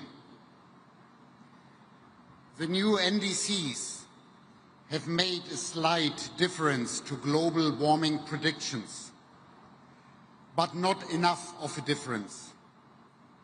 Most countries are off track to meet their 2030 commitments, never mind new 2035 targets. Excellencies, we are strolling along while climate change is sprinting. UNEP's emission gap report that was launched earlier this week, finds that we need to cut 55% of global greenhouse gas emissions by 2035 to stay on a 1.5 degrees Celsius pathway with little or no overshoot.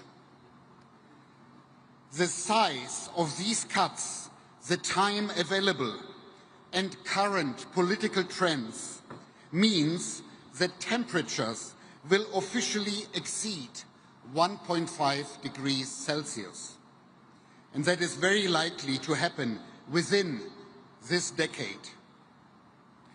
We cannot stop this from happening, but we can affect how far we go above and how quickly we come back down. To keep returning to 1.5 degrees Celsius by the end of this century, to keep this within the realms of possibility, we need rapid, unprecedented cuts to greenhouse gas emissions, far above what has been pledged. Addressing methane emissions and other short-lived climate pollutants is our emergency brake. We must pull it fast and forcefully. Such action is essential because every fraction of a degree avoided reduces damages, saves lives, reduces the need for carbon dioxide removal, and also lowers the need for adaptation. Excellencies, we must invest more in adaptation.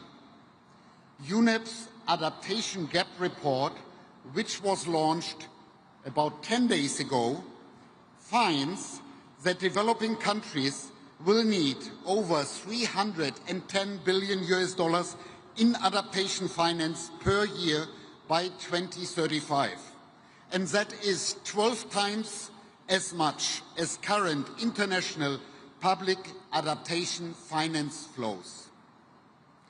Temperature exceedance will require exponential investments in adaptation and in loss and damage. So, we need COP30 to deliver a clear plan to close the gaps on mitigation, on adaptation, and on finance. We need nations, and particularly the G20, to step up. Excellencies, we are on the right path, but with the wrong pace. UNEP is working with nations to deliver solutions, particularly those that bring socio-economic benefits, such as protecting forests, tackling short-lived climate pollutants such as methane, implementing cooling solutions, transforming the building and construction sector, and backing also early warning systems. Excellencies, investing in and implementing these solutions can rapidly bring down emissions, can save lives, and deliver trillions of dollars in economic benefits. And that is what this COP must deliver. We welcome the COP focusing on implementation and on action. And we are pleased to be partners of the Beat the Heat, the Wildfires and other Mutiraos. Many thanks. Obrigado.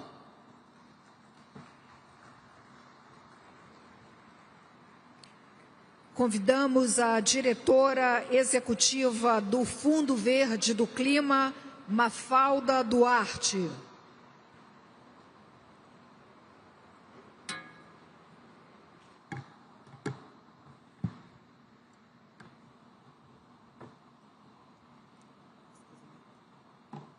Obrigada.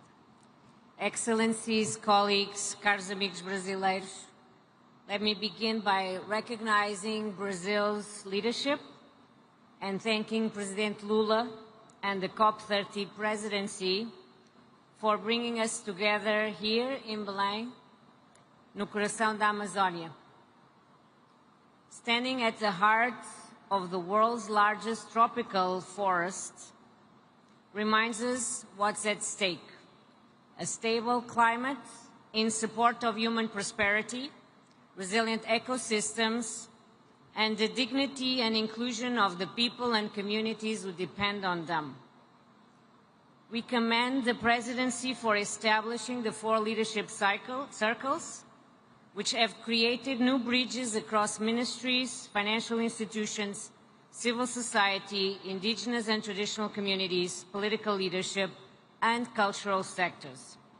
The Circle of Finance Ministers, in particular, has been instrumental in guiding inputs to the Baku to Belém roadmap's bold target of mobilizing at least 1.3 trillion per year by 2035. We also recognize how the People's Circle and the Global Ethical Stocktake Circle have ensured that the voices, rights, and knowledge of indigenous people, Afro-descendant, and traditional communities are integrated in the global conversation. We further value the Mutirão for climate action as a principle that has amplified inclusivity throughout the process leading into Belém. This COP has rightly been called the implementation COP because promises kept matter more than promises made. It is time to focus on accountability and to stop pretending that there are trade-offs between climate ambition and human development. To recognize that climate finance, of which Green Climate Fund is at the heart of this system, has been critical in reducing the green premium of critical investments and helping prevent suffering for the poorest and most vulnerable. In that spirit, at this COP, we are highlighting our support to the Tropical Forest Forever Facility countries, advancing multi-level climate action, particularly for adaptation, and will soon unveil new momentum on country platforms in support of greater scale and impact of investments. These are all priorities in the COP's presidency action agenda. Excellencies, as most speakers have alluded, we gather at a defining moment in history and in a world shaken by overlapping crises. And amidst of all of this, last year, for the first time, we entered a 1.5-degree world. And partly because of the compounding crisis the world is facing, multilateralism and the post-Second World Order is being tested. But 10 years after the Paris Agreement, we must recognize that multilateralism is delivering. Together, we have reduced projected global warming by around 1 degree. In many countries, emissions are falling even as economies grow. And as another example, renewable power is expanding faster than total energy demand. Change is happening, and the Green Climate Fund is helping drive it. Now, 10 years since we first approved our first project, we have grown into the world's largest multilateral climate fund for developing countries, delivering capital at scale, strengthening national systems, and building partnerships for lasting impact. With our $20 billion of investments and the $60 billion from our partners, we are on track to support 1.7 billion become more resilient to the impacts of climate change and reduce 3.2 billion tons of CO2 equivalent. These figures reflect the real-world change that happens when finance reaches where it can achieve the greatest impact. This year, we've achieved our highest volume of investments, more than $3 billion, a result of the reforms now taking hold as we work to build a $50 billion fund by 2030, one capable of mobilizing far greater volumes of public and private capital in alignment with the new collective quantified goal. As we look ahead to the next decisive decade, we will carry forward the spirit of BELEM, a spirit of solidarity and delivery. We will continue to show that when the world works together, transformation is possible. I thank you.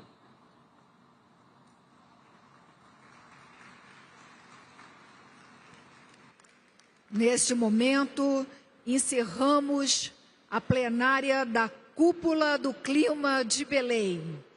A todos e todas, muito obrigada pela presença e tenham uma boa noite.